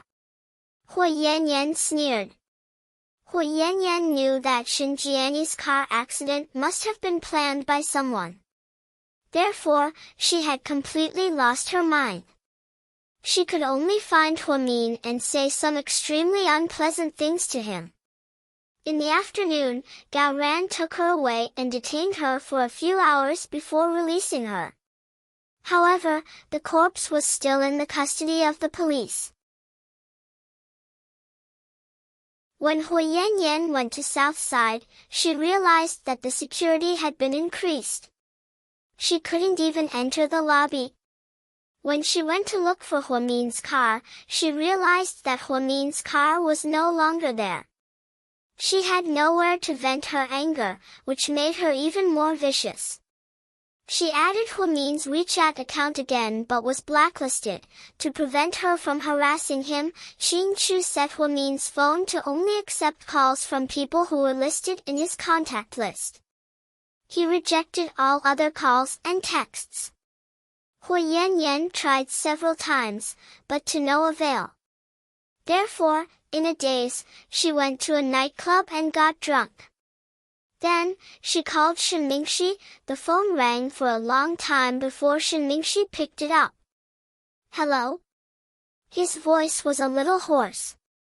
My mom is dead. Hui Yanyan only said these 4 words. Chapter 28:56. After a moment of silence, Shen Mingxi slowly said, I'm sorry for your loss. Haha, you guys must be happy now. She's dead. I spent so much effort but couldn't save her. I'm not happy. You know I've never gloated over other people's misfortunes. I just wanted to tell you that, there's a lot going on here, Shen Mingxi corrected her. It's too late to say anything now. She's dead. You guys killed her. Hui Yanyan suddenly became agitated. Even at a time like this, you're still so stubborn. I really have nothing to say. Then, before Hui Yanyan could say anything, Shen Mingxi hung up the phone. Hui Yanyan wanted to continue talking to Shen Mingxi, but she suddenly heard the beeping sound of the phone being hung up. Damn it, how dare he hang up on me? Hui Yanyan was furious. She called again and again, but Shen Mingxi didn't pick up. Because right now, Hui Yanyan had lost her rationality and logical thinking. Therefore, she wouldn't listen to anything Shen Mingxi said. When Huamin came out of the shower, it was almost 11 p.m. She and Qin Chu went to bed and fell asleep in each other's arms. Maybe Qin Chu was too tired lately, but he quickly fell asleep. Huamin was bored, so she took out her phone to read the news, check Weibo, and browse forums. Suddenly, she received a private message from an unknown number. Huamin opened it and her expression changed. You really did everything you could to avoid me. You blacklisted me on WeChat right away. My phone is blocked. Huamin, are you a coward? After reading the message, Huamin didn't immediately ask who it was. Instead, she went to her WeChat blacklist to look for it. When she saw Hu Yanyan's name, she immediately knew what was going on. She didn't do it, so Mr. Qin must have helped her. Qin Chu had also set up the system to reject all calls and text messages. However, he did not expect that Hu Yanyan would still harass Huamin by registering an alternate account on Weibo. I'm not hiding from you. There's no need for me to hide from you. How is it not necessary? You've harmed my mother this time. You deliberately hired a drunk driver to cause the accident and even implicated the innocent. If this were to be exposed, I'm afraid your fake benevolence would also be exposed. What philanthropist? What white angel? It's all fake. Huamin, you disgust me. Hu Yanyan, I can understand that you're in a bad mood now that your mother is dead, but please don't bite others like a mad dog, okay? You don't have any evidence that my husband hired someone to do it. Even if you did, so what? Didn't your mother deserve to die? Your mother has hurt me a lot over the years. Ever since I was young, she bullied me and my mother. My mother, my brother, and I live a completely different life from yours. Now that you're not living a good life, you're blaming others. Why don't you blame yourself for not knowing how to reincarnate? Why don't you blame your mother for setting you and your brother out? How much pain do you have in your heart? You're the one who can't stand others living a good life, right? Huamin had always been eloquent. She didn't want to say too much before because she didn't think it was necessary. Now that things had come to this, she didn't have to care about Hu Yanyan's feelings anymore. You. Hu Yanyan wanted to retort, but she didn't know what to say. Hu Yanyan, remember, God is fair. God knows how many good and bad things a person has done in their life. It's not surprising that your mother ended up like this. I'm surprised that you didn't want to live a good life with Shinmingshi. Now, you're living a miserable life. Don't you think about your child? Huamin scolded. Chapter 28:57. Stop lecturing me. To me, you're my enemy. I won't listen to you. I didn't ask you to listen to me. I just wanted to say that as a mother, you shouldn't think about your future. Instead, you're always going down a dead end. How stupid are you? Yeah, I'm stupid because I trusted you. I risked my life to save your child. I'm so stupid. Come on, who was the one who kidnapped them? Wasn't it Huasi? Can you get to the bottom of this? Huamin felt like she and Hu Yanyan were no longer on the same wavelength. Even communication was difficult. I don't care. Anyways, even if my mother dies, I won't let you guys have it easy. Fine, bring it on. I've never been afraid of you since I was a kid. I just feel sorry that Shinmingshi fell in love with a woman like you. Not only did you ruin your own happiness, but you also ruined his. Society is so realistic nowadays. There aren't many men who don't care about the fact that you're divorced and have a child. It's a pity that you ruined everything with your own hands.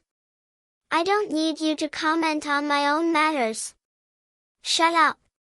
Who do you think you are? Hu Yanyan was going crazy.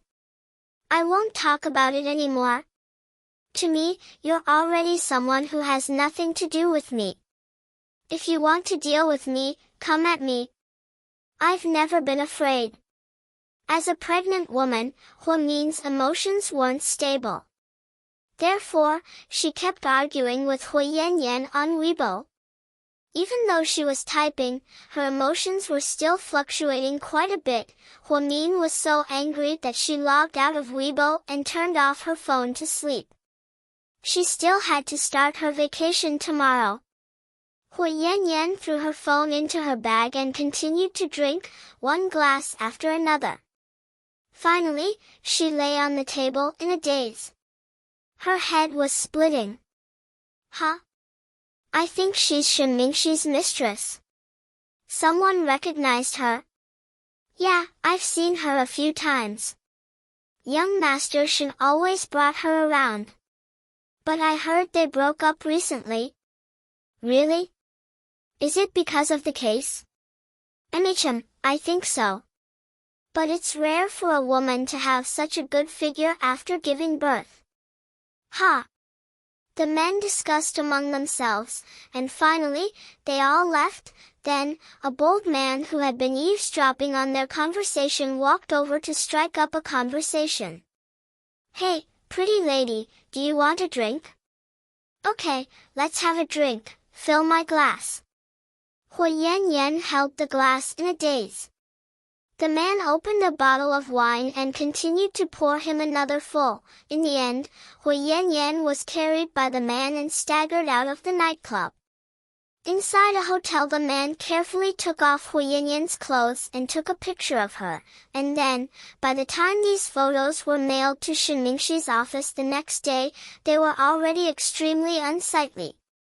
Shen Mingxi's face was livid.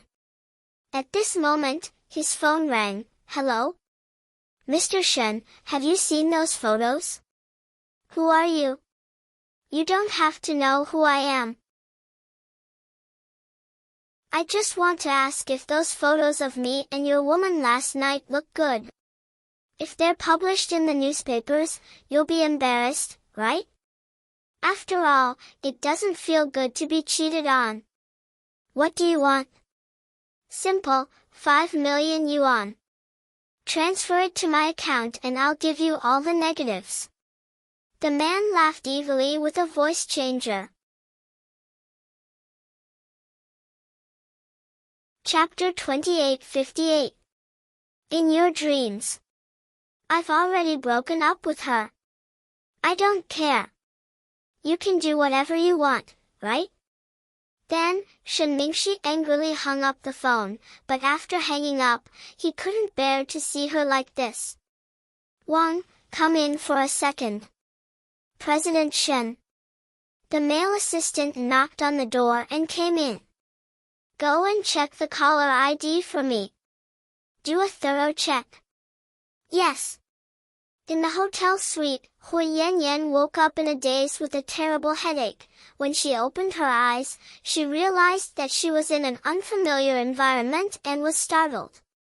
Then, she looked down and realized that she was naked. You're awake. Who are you? Hui Yanyan immediately pulled up the blanket and covered herself. Then, she angrily glared at the strange man. You forgot about me so quickly. You were very passionate last night. Bullshit. If you dare to do anything to me, I won't let you off the hook. Do you know who I am? Hui Yanyan panicked and used extreme anger to cover up the panic in her heart. Of course. I even sent the photos of our lovemaking to your sugar daddy. But your sugar daddy doesn't seem to care about you. I asked him to buy the photos for 5 million yuan, but he refused.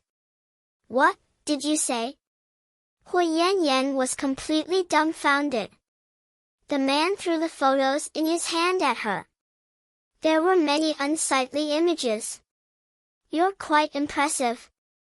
You're divorced and have a kid, but you're still favored by Shen Mingxi. He's a sugar daddy. You must have made a lot of money these years. What do you think? If he doesn't want to buy the photos, you can sell them yourself. I'll give you a discount, 2 million yuan. The man smiled. After a moment of silence, Hui Yanyan rushed over and tore the man's face apart, ignoring the fact that she was naked. Bastard, I'm going to kill you. Bitch, what are you doing? You didn't do it willingly last night. I'm going to sue you for rape, bastard. I don't even know you. How dare you do this to me and threaten me? However, no matter what the man said, Hui Yanyan refused to listen. She tore at the man's clothes like a madwoman. In the end, the man flew into a rage out of humiliation. He pushed Hui Yanyan to the ground and beat her up. I thought you were a hot little pepper, but I didn't expect you to be a mad dog. If I knew this would happen, I wouldn't have fucking touched you. I let you have enough fun last night, and now you're turning your back on me, bitch, I'll beat you to death. After the man kicked Hui Yanyan to the ground, he viciously kicked her body a few times. Not showing any mercy at all. If you want these photos, then hand over the money. Otherwise, I'll hand them over to the media and let the world know how you look. After saying that, the man spat on Hui Yanyan and walked away. Hui Yanyan squatted on the ground and sobbed. She really regretted drinking so much last night. Why did she go to such a place with all kinds of people? Now that something like this had happened, it was one disaster after another for Hui Yanyan. Her mother's body was still at the Municipal Public Security Bureau, and she was in trouble. She really wasn't in the mood to continue fighting. Not long after the blackmailing man left the hotel, his head was tied up and he was dragged into a van. President Shen, we've caught him. What should we do with him? The male assistant asked Shen Mingxi. Bring the photos back. Break his arms and legs, and throw them in the northern suburbs, Shen Mingxi ordered. Yes. Just then, Shen Mingxi's phone rang again. It was Hui Yanyan's home phone. To be honest, he really didn't want to pick it up. The current Hui Yanyan only made him feel disgusted. However, the phone kept ringing, which was also annoying. Hui Yanyan, what do you want? Shen Mingxi asked bluntly. Chapter 28:59. Uncle Shen, I'm Tian Tian. Tian Tian. Shen Mingxi's heart softened when he heard the child's tender voice. Uncle Shen, do you know where mommy is? Shen Mingxi then remembered that Hui Yanyan was with a strange man last night and had her picture taken. She was definitely not at home. I don't know. What's wrong? I called her, but I couldn't get through. Her phone was turned off. I'm so hungry. I didn't eat anything this morning, and no one took me to school. Are you home alone? Shen Mingxi asked worriedly. Yes. Where's Auntie? Shen Mingxi remembered that there used to be a nanny at home who took care of him and his daughter. Mommy chased Auntie away. Mommy's been in a bad mood lately. She always throws tantrums. I'm scared. Tian Tian, wait at home. Don't run around. I'll pick you up. Okay, I'll be good.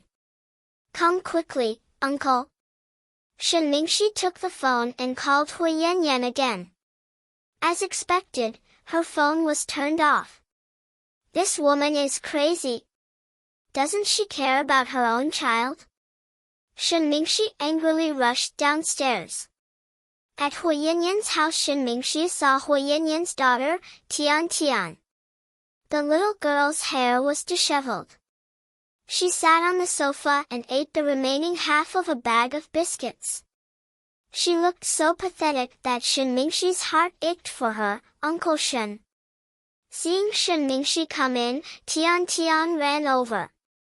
She hugged Shen Mingxi's leg. Why are you eating these? Shen Mingxi frowned slightly. I only have these at home. I'm hungry. Stop eating. Let's go. I'll take you out to eat good food. Okay. The little girl was overjoyed. Shen Mingxi drove Tian Tian to the styling studio and asked someone to braid her hair. Then, he took her to the mall and bought 2 sets of clothes. After she changed, Shen Mingxi asked her, "What do you want to eat? Can we go to Pizza Hut?" "Uncle, I want to eat chicken wings." "Sure." Shen Mingxi stopped the car in front of a Pizza Hut in the city center upon hearing the child's small request. She brought Tian Tian in and ordered a table. "Tian Tian, your mother, hasn't she been coming home lately?" "Yes." The little girl nodded. "Then how will you come back after school?" "I stayed at the kindergarten and waited for mommy to pick me up, but she always went very late. There was once when she didn't go the whole night. The teacher brought me to stay at her house," the little girl said as she gnawed on a chicken wing. Shen Mingxi's heart ached for her. She was such a young child, yet she had to follow Hui Yanyan from one place to another. This was a typical case of not living a good life. "Uncle Shen, I want to go somewhere this weekend. Where would you like to go?" "I want to go play with Little Bean and Pudding. I haven't seen them in a long time. Also, Auntie Huamin is very nice to me. Every time I go to her house, she bakes us cakes and makes ice cream." Shen Mingxi fell silent. Given the current situation, Tian Tian definitely could not go to South Hill Manor. He would definitely not be welcomed. The 2 sisters might not be free. "I'll take you to the aquarium this weekend, okay?" Shen Mingxi coaxed her. Okay. I like dolphin babies." The little girl was easy to coax. Hui Yanyan wandered outside. When she returned home, she found that the baby was gone. She called the kindergarten, but the baby was not there. She panicked. She was about to call the police when she remembered that she had checked the surveillance records of the neighborhood. When she saw that Shen Mingxi had taken her daughter away, she heaved a sigh of relief. Then, Hui Yanyan dialed Shen Mingxi's number. "Hello? Where have you taken my daughter?" Her tone was interrogative, accusatory. Chapter 2860. I brought her to eat at Pizza Hut. Who asked you to be a good person? Why do you have to take care of my daughter? Who do you think you are? Hui Yanyan, I don't want to argue with you. I'm doing this for Tian Tian. Tian Tian is my daughter. Don't be a hypocrite. Send her back to me right now, or I'll call the police. Hui Yanyan sounded determined. Okay, I'll send her back right away. Shen Mingxi didn't want to argue with her. He hung up the phone and looked at Tian Tian, who was enjoying her food. Tian Tian, are you full? Not yet. Then let's take some home, okay? Mommy's home and wants to see you, Shen Mingxi coaxed Tian Tian. Okay. The child was well behaved. She didn't cry or throw a tantrum and followed Shen Mingxi into the car. At the entrance of Hui Yanyan's house, Mommy, Uncle Shen brought me to eat good food. Who told you to eat? From now on, you're not allowed to eat anything from this man. He has nothing to do with us anymore. Then, Hui Yanyan reached out and knocked over the bag of chips and chicken wings in the child's hands. Boo-hoo! Tian Tian's chicken wings are gone. The child cried sadly. Hui Yanyan, what are you doing? How can you treat your own daughter like this? Don't you have a conscience? Shen Mingxi was furious. I don't have a conscience. I wonder who's the one who's trying to draw a line with me because she's afraid of offending people. Hui Yanyan mocked. I told you I didn't. If your mother is innocent, I'll help her until the end. It's not because I don't want to offend people. Can you please find out the truth? The truth? Haha. The truth is, Shen Mingxi, you ungrateful bastard. I, Hui Yan, was blind to sleep with you and let you play with me for so long. In the end, when I was in trouble, you ran away faster than anyone else. This is the man I love, haha. Forget it, I'm too lazy to talk to you anymore. Since the child has been sent home, then I've completed my mission. You're on your own now. With that, Shen Mingxi turned to leave. He had only taken 2 steps when he suddenly thought of something and threw the paper bag in his hand on the ground. I got those photos back for you, and I taught that person a lesson for you. But I want to warn you that you're a mother now. If you're despised by others, Tian won't be able to survive in kindergarten. She'll be pointed at and criticized for the rest of her life. I don't want that to happen to her. This is the last time I'm helping you, and I'm doing it for the sake of our child. In the future, I hope you'll think twice before you do anything. As a woman and a mother, you have to behave yourself.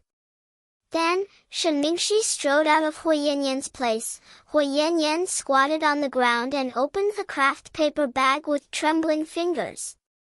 When she saw the unbearable images, she felt endless sorrow in her heart. It seemed like there was no turning back. Things would only get worse and worse. Mommy. Tian likes Uncle Shen a lot. Today, Tian was scared to be alone at home. I called Mommy, but I couldn't get through, so I called Uncle Shen. Uncle Shen drove over to pick me up, bought me new clothes, took me to braid my hair, and even took me to eat delicious chicken wings, the child said word by word. However, every word was like a knife cutting into her heart. Why did Hui Yan say such vicious things to Shen Mingxi? Because this time, he didn't do anything, and that was only one of the reasons. Most importantly, she knew that no matter what, there was no turning back between them. There was no turning back. On the way back, Shen Mingxi felt a slight pain in his heart.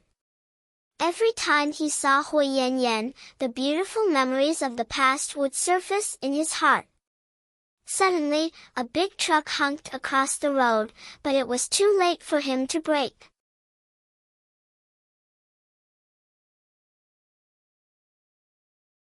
Chapter 2861. 20 minutes later, Suyu's WeChat moments exploded with messages. Urgent news, young Master Shin got into a car accident at the intersection of Sanjiang Road and is being treated in the first hospital's emergency room. Rh-negative panda blood is urgently needed to save his life. Thank you so much for your help, please forward the message. The Shin family is asking for panda blood at a high price. Tang Chuan was at Suyu's mansion, competing with him in a swimming competition. The two of them were wearing dark blue trunks. Their muscles were on full display. After getting out of the water, the two of them rested on the chairs and drank iced beer. They were relaxed and carefree. Tang Chuan was addicted to his phone, so whenever he had time, he would read the news and check his WeChat moments. Fuck, something happened. What happened? What's the big deal? Suyu was exhausted from swimming, so he closed his eyes and didn't want to talk. Shen Mingxi got into a car accident. What, did you say? Suyu opened his eyes and sat up from the chair. It's true, Wei and the others are reposting it. It can't be fake. Wait a second, I'll ask them.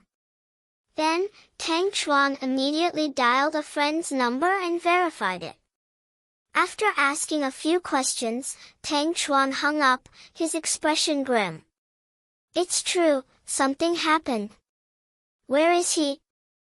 He's being treated at the first hospital.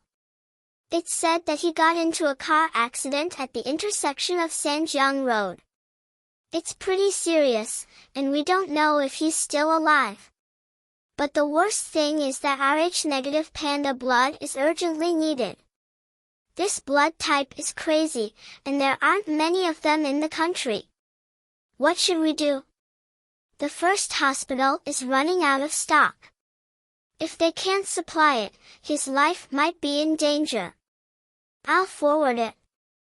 Tang Chuan immediately copied the message and reposted it on his WeChat Moments. Suyu immediately took out his phone and called Huamin. Mian. What do you need, President Su?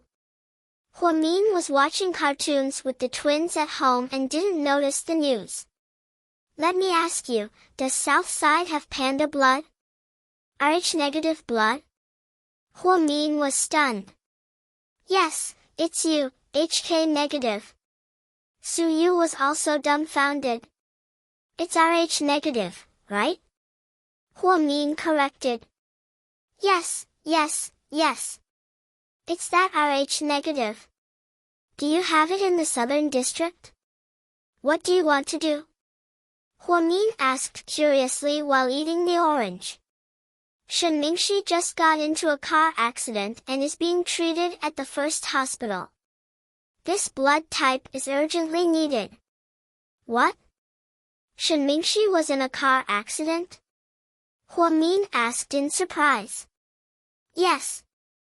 Oh no, there's no more at Southside. We used to have some in stock, but the day before yesterday, there was a young girl who had a congenital heart transplant and the surgery used it all up. Most hospitals don't have this type of blood in stock. No hospital in the country dares to stock up. So we can only rely on everyone to donate.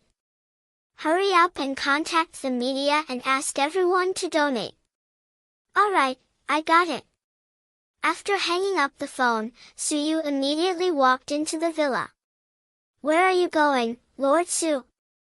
I'm going to the hospital to see him. But we don't have panda blood. We won't be able to do anything even if we go. Tang Chuan frowned.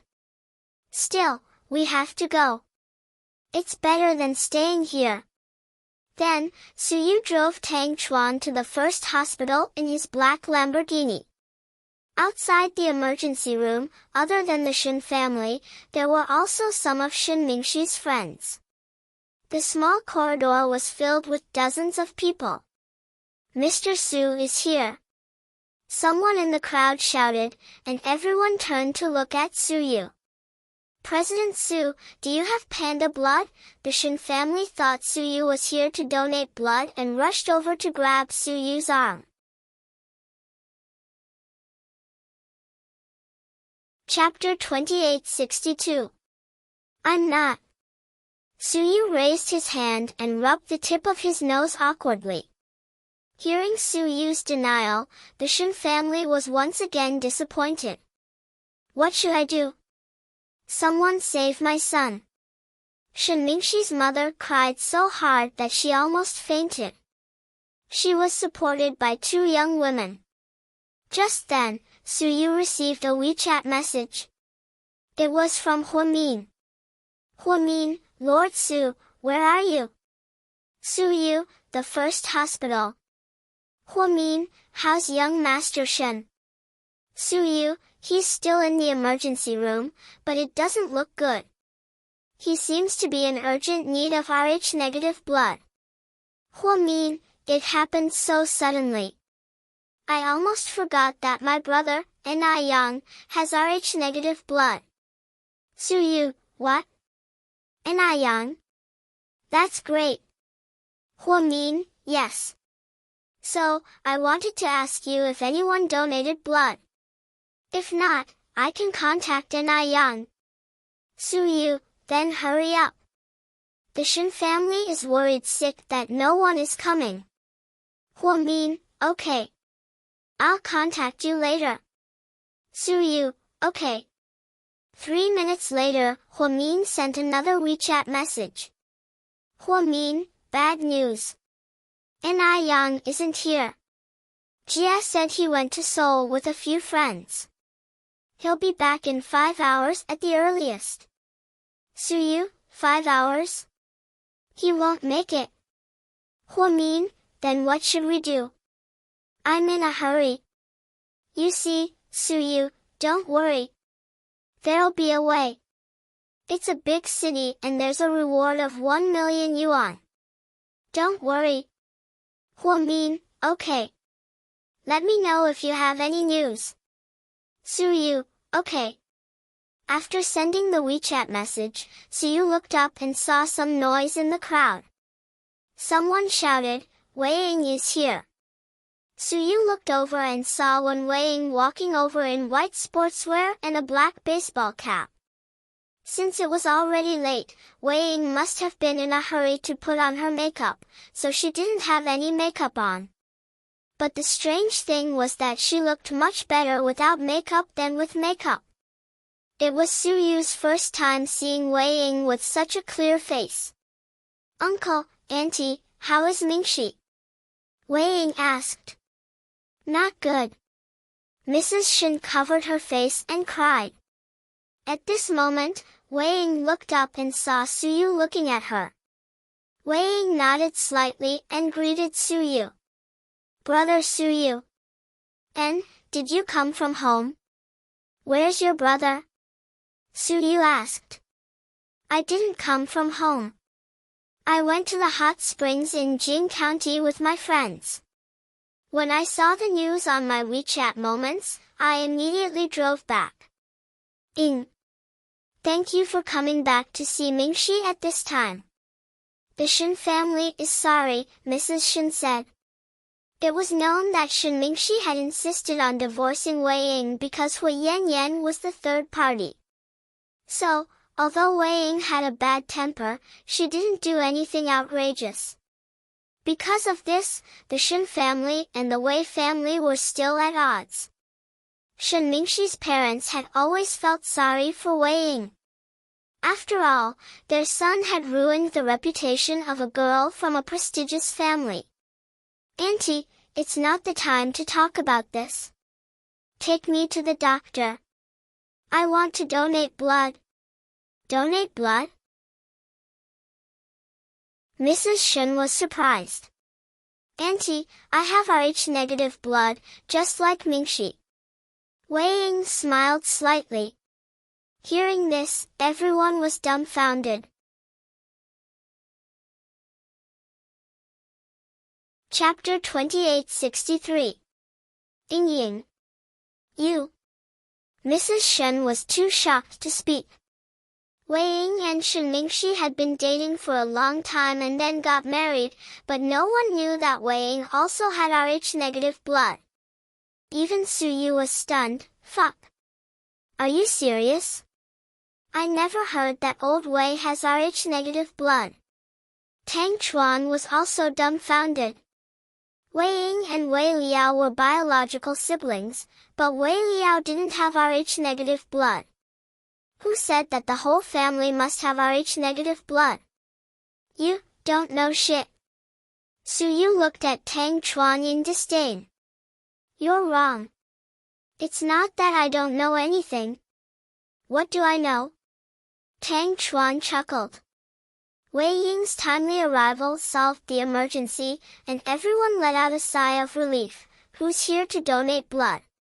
Come with me. Doctor, how much blood do you need? I brought a friend with me.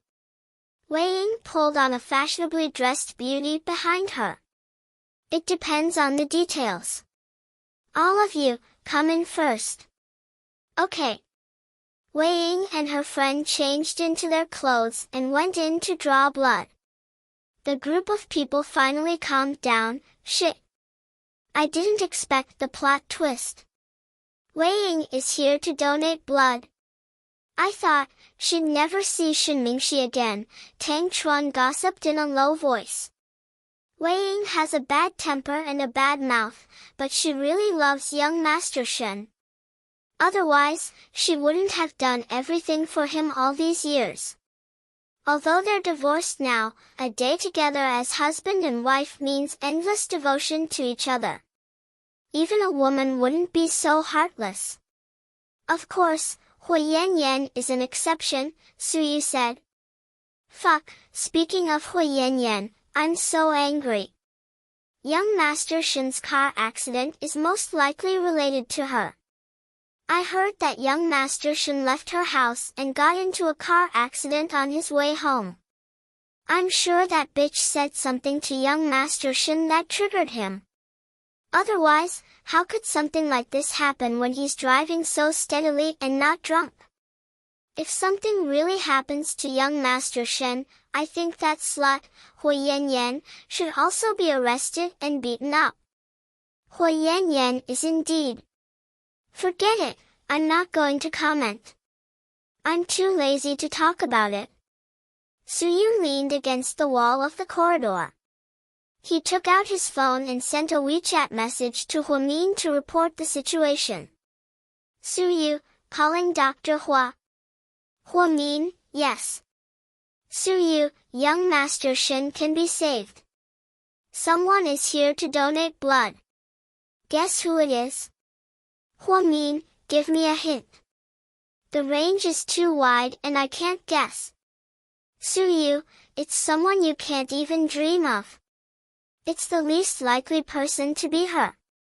Huamin was silent for 3 seconds, then he replied to Suyu with 2 words, Waiting?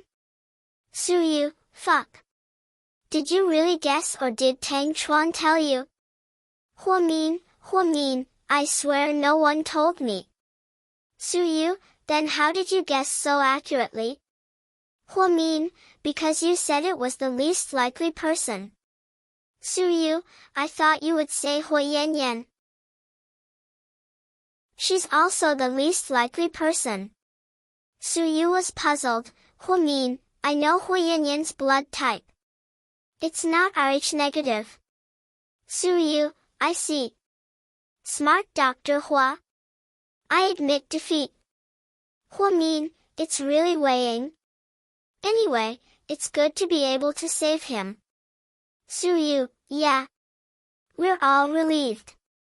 If anything happened to the kid, we'd be sad too. After all, we grew up together. This time, Suyu and Shin Mingxi were much closer after they made up. They weren't as distant as before. In the emergency room after donating 200 cubic centimeters of blood, Wei Ying felt dizzy and lay weakly on the bed. Her friend had also donated 200 cubic centimeters of blood. Since they were both thin and weak girls, 200 cubic centimeters of blood was a lot. No, Dr. Wang. 400 isn't enough. We need 200 cubic centimeters more, another doctor reminded him hurriedly. Chapter 2864. More? No, it's not enough. There are only 2 girls and they're both very light and slightly anemic. I can only draw 200 cubic centimeters at most. Then what should we do? The doctors were also anxious for a moment. Hearing their words, Wei Ying struggled to get up. Then she said in a weak voice, Doctor, draw my blood. I can still, no. You're at your limit. With your current condition, you can only draw 200 cubic centimeters. More than that will put a heavy burden on you. Your body won't be able to take it. It's okay. I can do it. I'm thin, but I'm strong. Wei Ying squeezed out a smile. No. Let's think of another way, the doctor denied. Doctor, it's more important to save people. I beg you. This is my ex-husband. Although we're divorced, he's still the man I love the most. If anything happens to him, I don't want to live anymore. So, please, draw my blood. Wei Ying said with tears in her eyes. She wasn't pretending.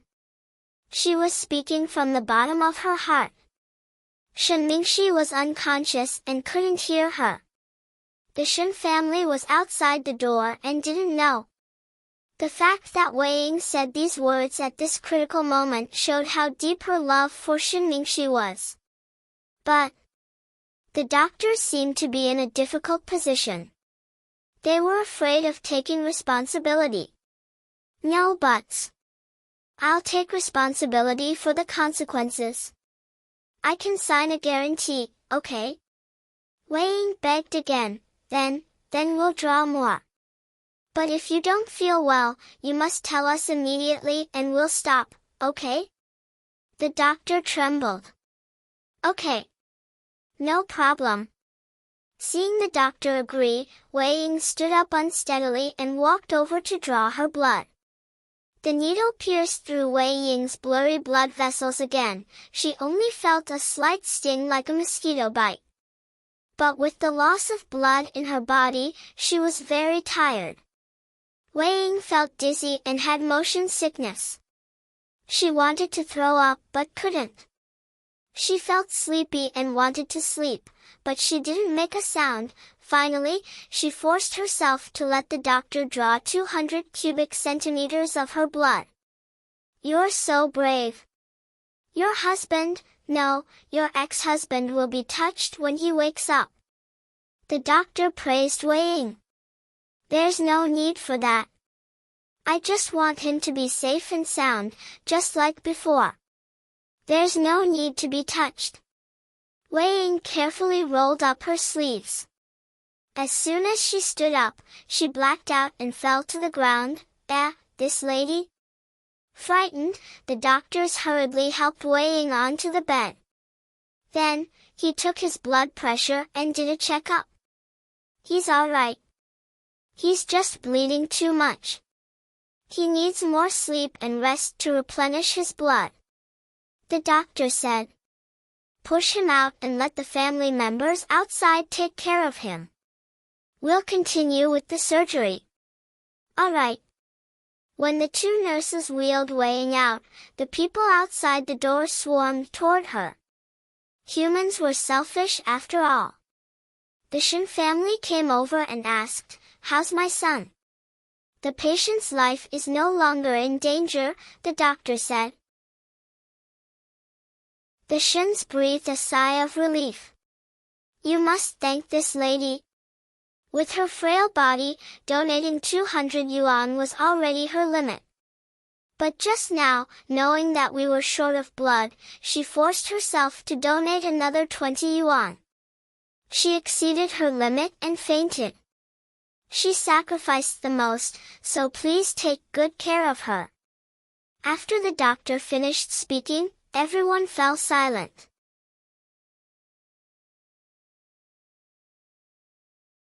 Chapter 2865. No one would have thought that Wei Ying, the arrogant young lady of the Wei family, would risk her life like this. How much did she love Shen Mingxi that she was willing to suffer so much to save him? Damn! Wei Ying is a hero. Tang Chuan said. Wei Ying would be furious if he knew. You know, Wei Ying thinks his sister shouldn't be so cheap as to fall in love with young Master Shen, so you said.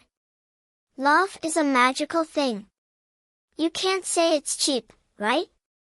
Take me and Qin Ning for example. If I didn't take the initiative, I wouldn't have won her heart.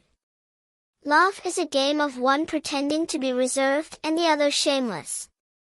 But, if one day the shameless one leaves first, the one pretending to be reserved will die of sadness. This is the true meaning of love. It's a double-edged sword. It hurts the enemy 1,000 times but hurts the self 800 times. Su Yu, forget it. I shouldn't discuss such a profound philosophical question with a single man like you who doesn't even have a girlfriend. Fuck off, Su Yu scolded. Mrs. Shen followed the nurse and walked Wei Ying to the ward next door. Nurse, when will she wake up? Mrs. Shen asked. It's hard to say. The girl donated too much blood and might sleep for a whole night. Your son is lucky. He survived a great disaster. Then the nurse walked out of the ward with a smile. Mrs. Shin had mixed feelings. When the Shin family and the Wei family got married, many people thought it was just a business marriage. The Shin family thought so as well, since the Wei family was more famous and wealthy than the Shin family. Therefore, the marriage with the Wei family had many benefits. But they didn't expect Wei Ying to fall in love with Shin Mingxi. Maybe it was because she loved him too much and was too afraid of losing him that Wei Ying had been so insecure. She had been pushing Shin Mingxi too hard and didn't give him any personal space. Plus, Hui Yanyan used some dirty tricks to destroy the marriage. Shin Mingxi hated Wei Ying so much that he didn't even want to look at her. It had taken a long time for Wei Ying to disappear from the scene after the initial fight. Because of this, the Wei family broke off all business relations with the Shin family. Wei Liao and Shin Mingxi were like fire and water. Basically, they didn't even have the chance to meet. But to Mrs. Shin's surprise, Wei Ying came back when they needed her the most. When he was outside, he heard from the girl who came back with Wei Ying. They had been enjoying a hot spring in Jing County, but when Wei Ying heard the news, she immediately put on her clothes and rushed back. Together with her, who also had Rh-negative blood, the two of them ran at 120 miles per hour on the highway. When they entered the city, they also ran all the red lights. He sped all the way to the hospital. In the girl's words, Wei Ying was crazy, so you felt that he should let Wei Liao know about this, so he called Wei Liao and briefly told him about it. In less than 20 minutes, Wei Liao and Jiang Xiaowei arrived. President Wei, young Master Wei, many people took the initiative to greet Wei Liao. Brother Wei, sister-in-law, young Master Wei, you're here too. Tang Chuan waved at him from a distance. Wei Liao walked up to Su Yu. Lord Su, where's Wei Ying? Wei Liao's face was cold. In that ward. She's unconscious, Su Yu added. Without a word, Wei Liao walked toward the ward. Wei Liao, you're here. Mrs. Shin looked embarrassed. I'm here to take my sister away. Wei Liao didn't treat Mrs. Shin nicely. She's unconscious and can't leave now. She needs to rest, so you think she's an artificial blood bag? How many more times do you want to use my stupid sister before you're satisfied? Huh? You're the most cunning people in the world. We're all stupid, right? Wei Liao questioned Mrs. Shen. Chapter 2866. Wei Liao, I understand how you feel. I'm really grateful that Ying came back and saved Mingxi's life, Mrs. Shen said politely. A scumbag like Shin Mingxi shouldn't have been saved. I didn't know. If I had known, I wouldn't have asked my sister to come. The Wei family has never owed you anything. My old man said he doesn't want to have anything to do with the Wei family as long as he lives. That's it. With a livid face, Wei Liao picked up Wei Ying from the bed. Slightly, pull out the 4-drip. Wei Liao turned his head and looked at his wife. Honey. Let's wait until Ying wakes up. Jiang Xiaowei tried to persuade him. Can she walk when she wakes up? Are you sure she won't die from the blood transfusion? Wei Liao asked coldly. Jiang Xiaowei had been married to Wei Liao for years, and Wei Yinchu was already a few years old.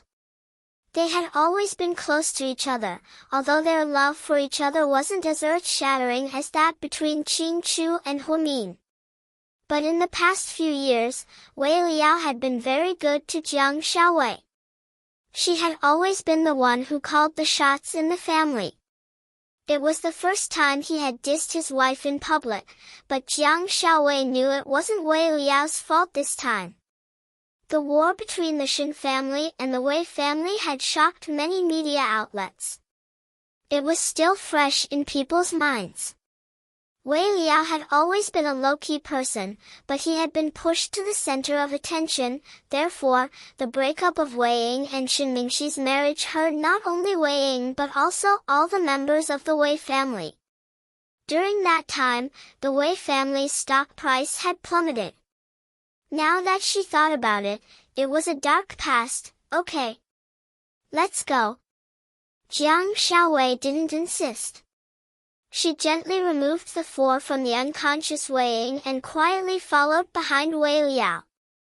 Wei Liao held Wei Ying in his arms, his face livid. On the way out, he stopped for a moment when he passed by Su Yu and Tang Chuan. Su Yu rubbed his nose, not knowing what to do. "I'll leave first. I'll contact you later," Wei Liao said. "All right." Su Yu nodded. They had been buddies for so many years, so they had a tacit understanding of each other. 10 minutes after Wei Liao left, Su Yu and Tang Chuan also left after seeing that Shen Mingxi was out of danger. The relatives and friends who came to visit also left one after another. Only the direct descendants of the Shen family were left in the hospital.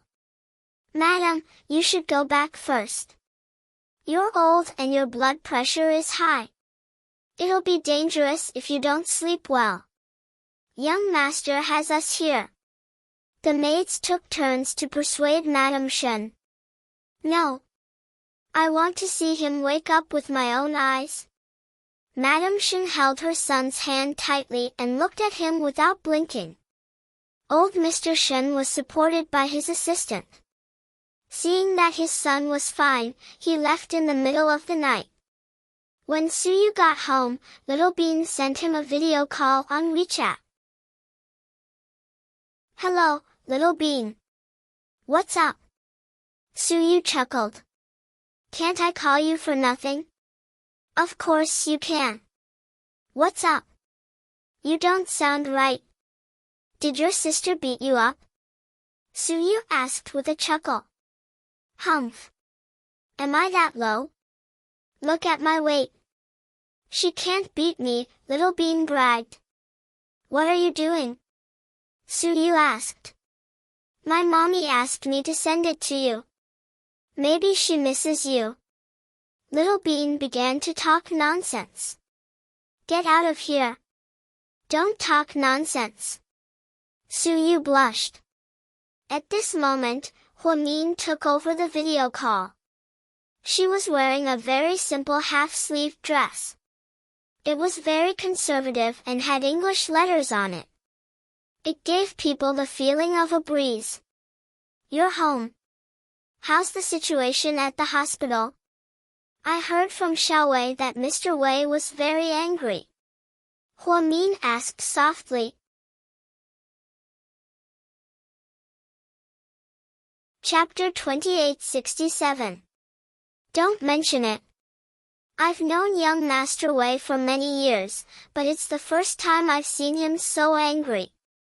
When we were kids, I accidentally kicked him in the crotch, but he was never like this. I was scared to death." Su Yu said exaggeratedly. Huamin was exasperated. "Can we have a nice chat, Lord Su?" "Of course. So, what's the situation now?" Wei Ying transfused 400 drops of blood to turn the tide. "I didn't know that the wild girl would risk her life for a man, Wei Ying. That skinny girl donated 400 blood?" Huamin was surprised. In Huamin's impression of Wei Ying was that she was quite thin. Like celebrities, these socialites ate diet meals every day to maintain their figures. Do you think she really ate the food pictures she posted on her WeChat moments? That would be a big mistake. She just wanted to look good in the pictures, so, with Wei Ying's figure, donating 400 blood was quite scary. This was because a normal man would feel dizzy after donating 400 grams of blood. Some people said that after donating blood, the blood could be remade. It wasn't like there was no blood left. But platelets needed time to produce blood and couldn't be restored to full blood instantly. Did you think this was a game? So, Huamin was quite surprised. Yeah. The doctor kept saying that the girl had a hard time. Indeed. Wei Ying is unconscious and is on a nutrient drip in the ward next door. I don't know where young Master Wei heard the news and came in a fury. He scolded Mrs. Shen and left with the unconscious Wei Ying in his arms. I can imagine this scene. It's indeed scary. Young Master Wei is such a refined man. When he gets angry, he's quite scary, right? Huamin said. That's quite scary. I'm shaking with fear, don't talk nonsense. Huamin scolded with a smile. Have you had dinner? Su Yu asked. Look at the time. Bro, what did you have for dinner? Huamin couldn't help but laugh. Aren't you pregnant? Don't pregnant women have good appetites? I don't think it's a problem for you to eat 2 pots a day, right? Do you think I'm a pig that eats animal feed? 2 basins per meal? I'm only in the early stages of pregnancy. Sometimes, I'll vomit when I smell something pungent. How can I eat it? How miraculous! Another little life is about to be born.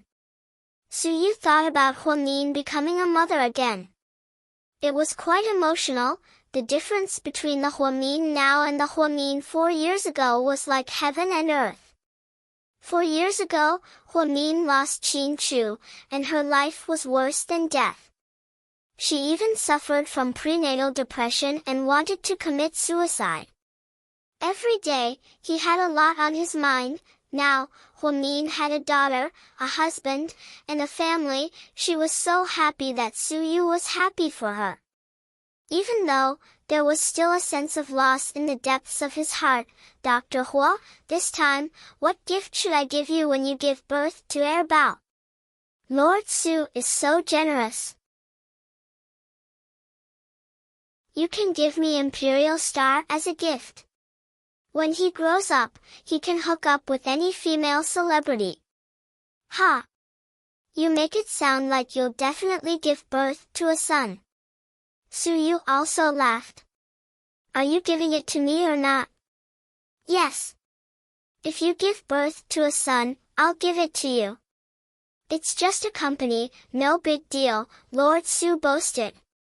Hey, handsome Su, we heard that. We'll remember it for mommy and little brother.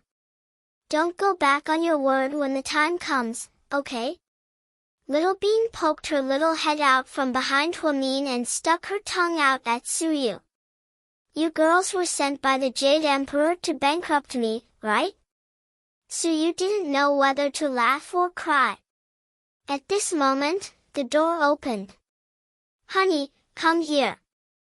Let me show you something, Qin Chu said to Huamin. Chapter 2868. Oh, okay. After answering, Huamin turned to look at Su Yu. I'll hang up now. What does your husband want to show you? I'm curious. Su Yu asked. Curiosity killed the cat. Huamin replied in a melodramatic manner. Okay. Talking to you is exhausting. Sleep early, pregnant Dr. Hua. Bye. After hanging up, Huamin stood up and walked out. Mommy, if Daddy sees you and handsome Su flirting with each other, he'll spank you. Little Bean said in all seriousness. It's okay. I'll tell your daddy that you helped me send this video to Su Yu. Huamin smiled. Mommy. You're so unethical. How could you betray me? Little Bean rolled her eyes. Why would a person like you need to be betrayed? You could have just sold yourself. You're the most valuable person in the family, Pudding interrupted. Qin Xiao Xiao, you're insulting me again. Little Bean glared at her sister in dissatisfaction.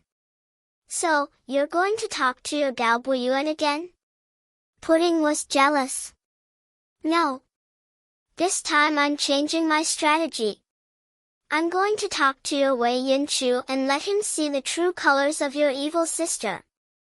I don't want him to be charmed by you. Then, Little Bean turned around and ran downstairs. Pudding was left alone in front of the second-floor bedroom door, confused. Inside the master bedroom, Honey, what are you showing me? Huamin walked over and hugged Qin Chu's neck coquettishly. Look at this. Qin Chu took out a black card with golden edges. Huamin opened it curiously and saw 2 words written on it, invitation. She looked down and saw the wedding photos of Huo Xiqian and Yan Ruoxi. Huo Xiqian still had that kind of faint smile on his face, which made people who looked at him panic. Yan Ruoxi, on the other hand, did not have her usual blissful smile. She held on to Huo Xiqian's arm, and her movements seemed a little stiff. The smile on his face was also strange. It was a fake smile. Then, there was a small line of words below, the 2 of us have been in love for so many years, and we finally plan to end our long-distance love and enter the fairy tale castle of marriage together. We will live hand in hand and grow old together, sailing together through thick and thin. And this happy moment required the blessings and witness of all his friends and family. The wedding ceremony of Mr. Huo Xiqian and Miss Huamin will be held tomorrow at the Peony Hall of the Billy Lake 7-Star Hotel. Mr. Qin Chu and Miss Huamin will be present as witnesses. Holding the invitation, Huamin sneered, Ha, what kind of show is this? Marriage, of course. Isn't he getting married again? Qin Chu put his hands behind his back and hugged Huamin's waist. He's getting married for the 2nd time, but he's still so high profile. What a joke. Everyone says that Lord Su is a show-off, but I think he's nothing compared to Huo Xiqian, Huamin commented. No, I think he did it on purpose this time. There must be a conspiracy behind the wedding. Even if Zhang Manlin didn't say it, Qin Chu knew that if Huo Xiqian wanted to marry Zhang Manlin, he would have done it 3 years ago. He wouldn't have waited until today. So, this wedding was just a smokescreen. But he's shameless enough to do this. The whole world knows that we're like fire and water, and we can't stand on the same side. How could he have the nerve to send an invitation? Seriously? Huamin sighed. He doesn't care if we attend or not. He just wants to show off. Qin Chu said. Then. Honey, what should we do? Do we really have to go? Huamin frowned. He felt like a big battle was right in front of him. It could happen at any moment. Chapter 2869. Of course. Why wouldn't I go? I'm going to the Hungmen banquet. Qin Chu turned around and stood up. Then, he gently kissed Huamin's forehead with love and tenderness. I thought, you wouldn't let me go. You're afraid I'll be in danger. Saying this, Huamin pressed herself against Qin Chu's warm chest. She looked like a little woman who was acting coquettishly. I won't. With you like this, I won't let you leave my side. Qin Chu put his hand on the back of Huamin's head and said softly. So my trip with the kids is delayed? Huamin pursed her lips. Yeah. After we get rid of Huo Xiqian, I'll take you wherever you want to go. Qin Chu coaxed her. Humph. I want to go to the Milky Way, Huamin said deliberately. Okay. But we have to buy a spaceship first. Then, the couple looked at each other and smiled. In the Wei family's mansion, 2 private doctors gave Wei Ying an 4 drip and an injection. An hour later, she finally woke up. Why, am I at home? Wei Ying opened her eyes groggily and looked around. Then, she said weakly. How dare you say that? You're a disgrace to the Wei family. The old master of the Wei family doted on Wei Ying the most. Now, he felt humiliated and furious. Dad. Wei Ying lowered her head guiltily. Don't call me Dad. I don't have such a disappointing daughter. Ying, what happened? You've been divorced for so long. What's wrong with you? What drug did Shinmingshi give you? You're willing to sacrifice your life to save him? Mrs. Wei asked. Before Wei Ying could speak, Wei Liao interjected, she thinks she's Lei Feng. Big brother. No. Wei Ying hurried to explain. You're still denying it? You're pissing me off. Wei Liao scolded. Sis-in-law. Help me. Wei Ying begged Jiang Xiaowei for help. Jiang Xiaowei lowered her head, not daring to say a word. In order not to offend either side, she chose to remain neutral. Don't make things difficult for your sister-in-law. Everyone came back today to impeach you. Wei Liao scolded. Ouch. I'm so dizzy. Dad, I'm so tired. I want to sleep. Can we talk about it tomorrow? Wei Ying whined. Dizziness doesn't matter. The private doctor hasn't left yet. He can continue to give you acupuncture. Wei Liao said. You win. Am I really your little sister? Wei Ying was furious. Good question. Tomorrow, I'll get a DNA test to see if you're really my sister. How can you be such a coward? How can you have no bottom line?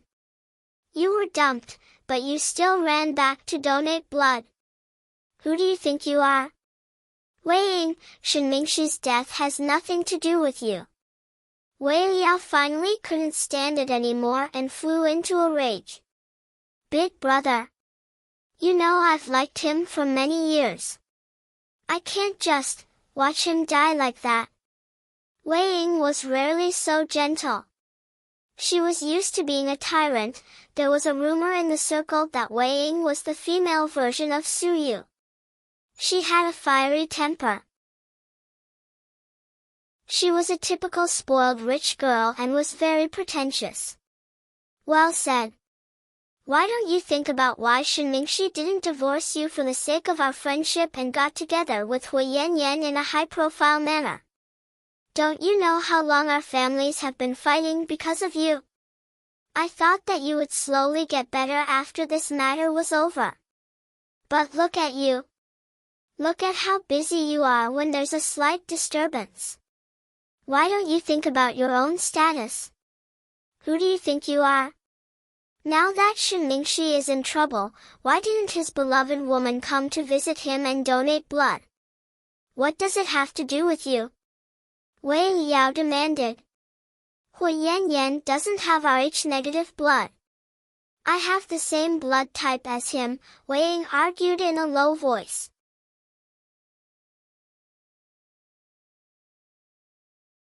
Chapter 2870. That's easy for you to say. Good, very good. I think 400 grams of blood is too little.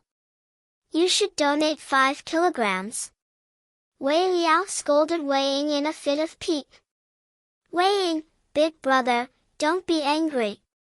I know they did it for my own good. No. Your big brother Mingshi is better than the whole world.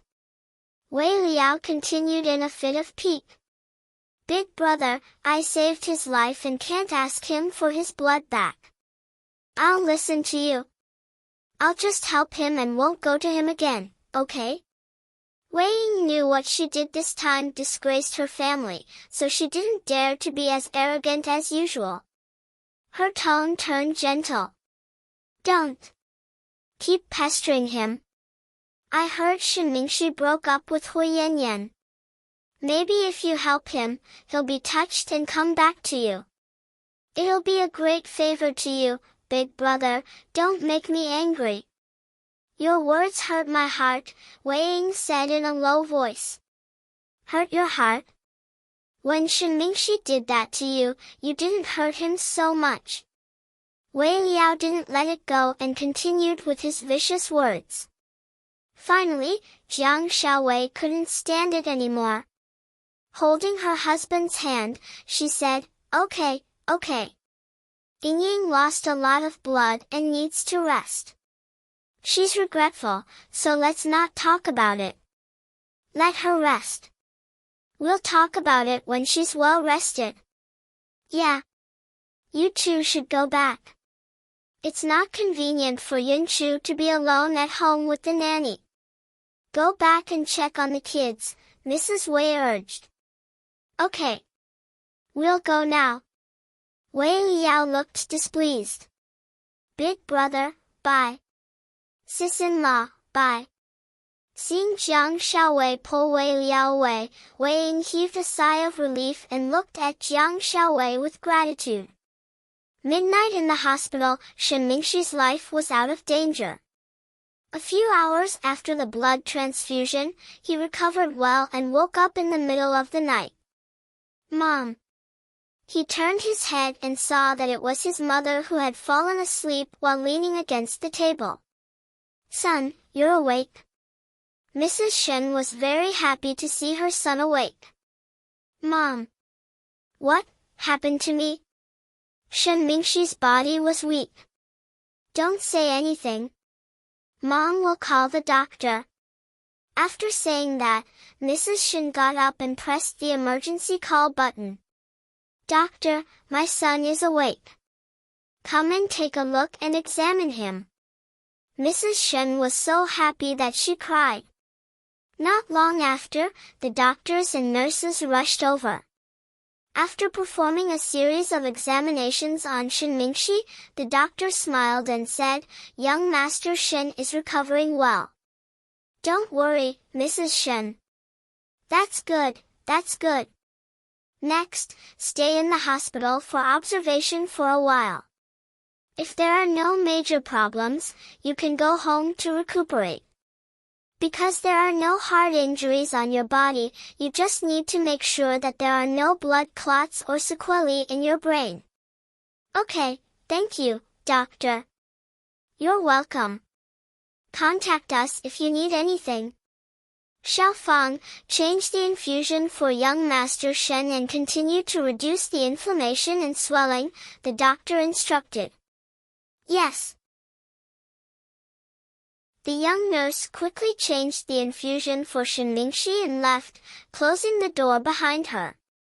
Son, you were in a car accident. Do you know that? Mrs. Shen took Shen Mingxi's hand and said with concern. Car accident? Shen Mingxi tried to recall what had happened. Suddenly, he remembered that after leaving Hui Yanyan's house, he had been depressed and distracted because he had been thinking about them. Then, a car drove toward him and he didn't have time to dodge. Mom, what happened to the driver? Shen Mingxi asked with difficulty.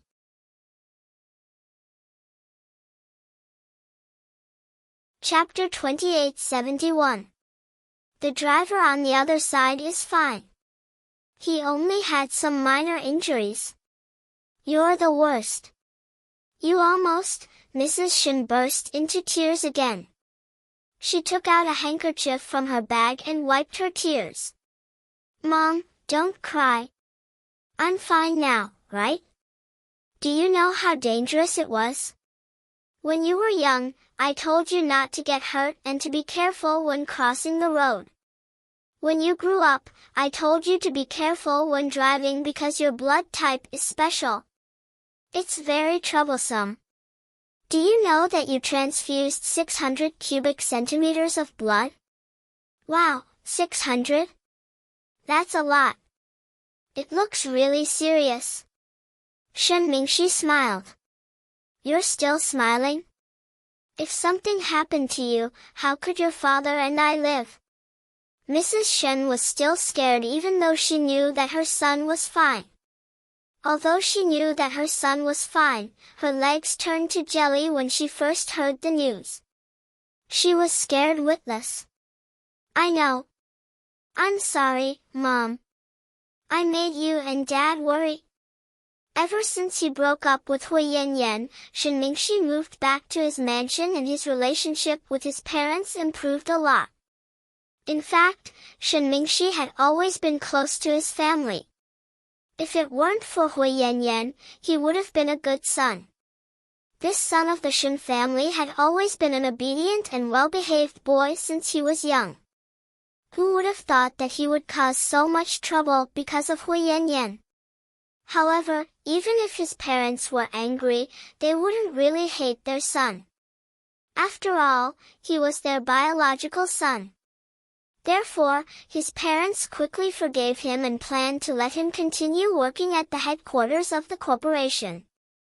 They didn't expect this to happen in just a few days. Mom, how long have I been unconscious? Shen Mingxi asked. A few hours. It's been more than 10 hours since your accident and the surgery. Luckily, it's not a few days and nights. Shen Mingxi smiled. You're still smiling. You almost scared us to death, Mom. Did anyone come to see me? Shen Mingxi asked softly. Yes. Who came? Shen Mingxi quickly asked. Su Yu, Tang Chuan, Sun Jiechi, Jiang Daxin, and your buddies were all here. There were dozens of people in the corridor. Lord Su and the others are here too. Shen Mingxi was a little surprised. Yes, Su Yu is very attentive. He has been calling your relatives. It seems that he has a good relationship with the Vice Dean of South Side. Yes, they are very good friends. Shen Mingxi knew who his mother was talking about. It must be Huamin. Yes, but it's a pity that there aren't any in the South District. That's why I'm so worried. Our family has already offered a huge reward, hoping that some citizens would volunteer to donate blood. However, your situation was urgent at that time, and it was the latter half of the night. Many people couldn't make it in time, Mrs. Shen said word by word.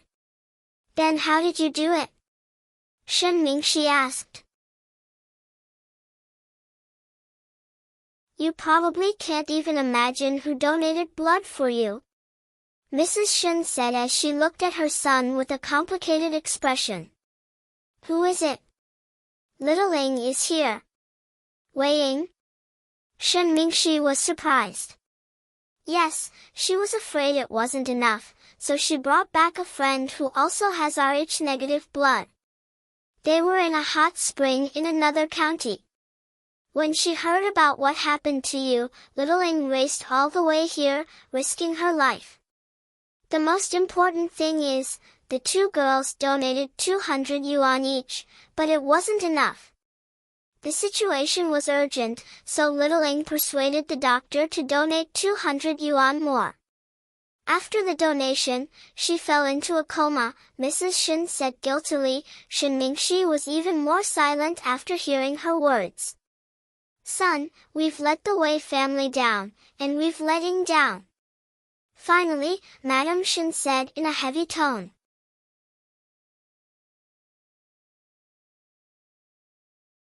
Chapter 2872.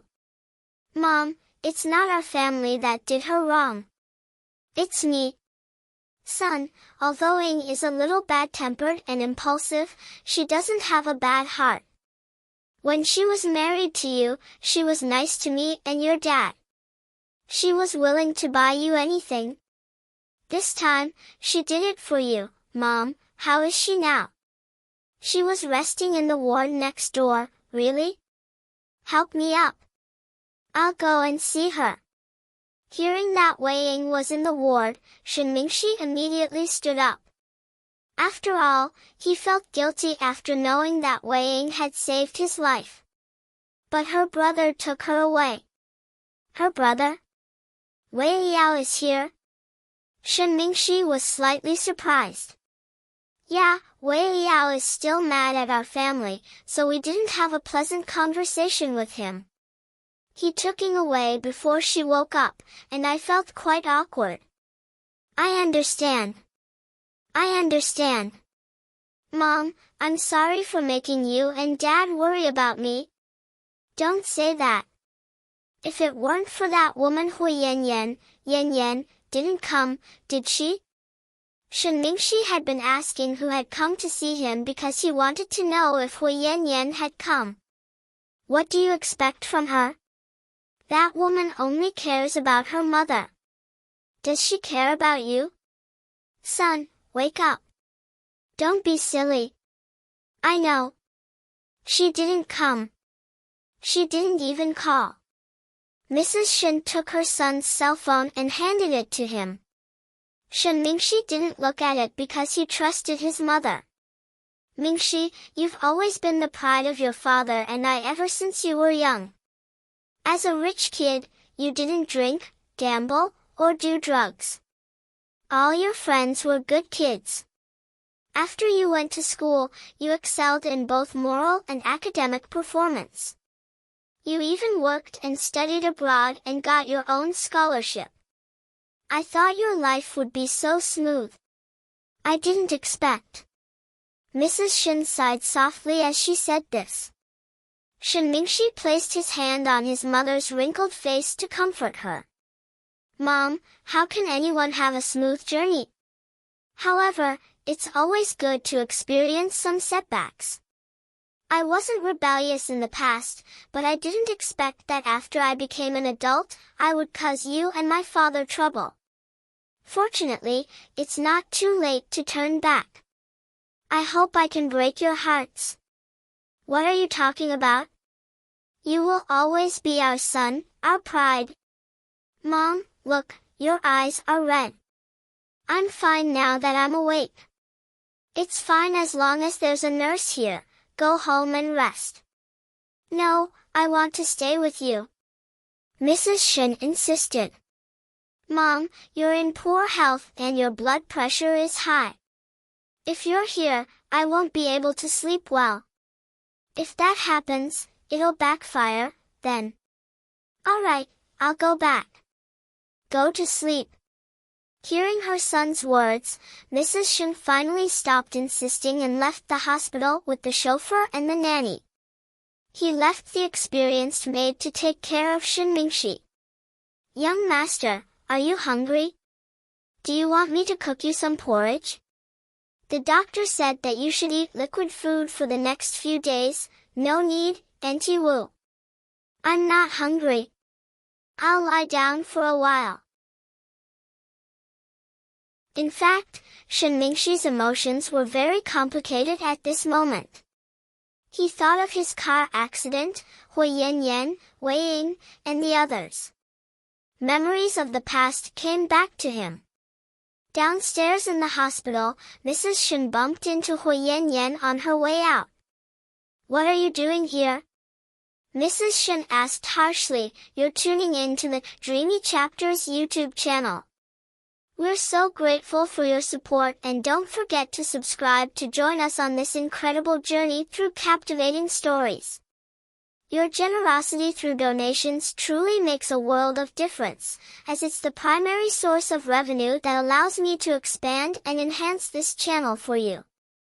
Thank you from the bottom of my heart for being a part of this adventure.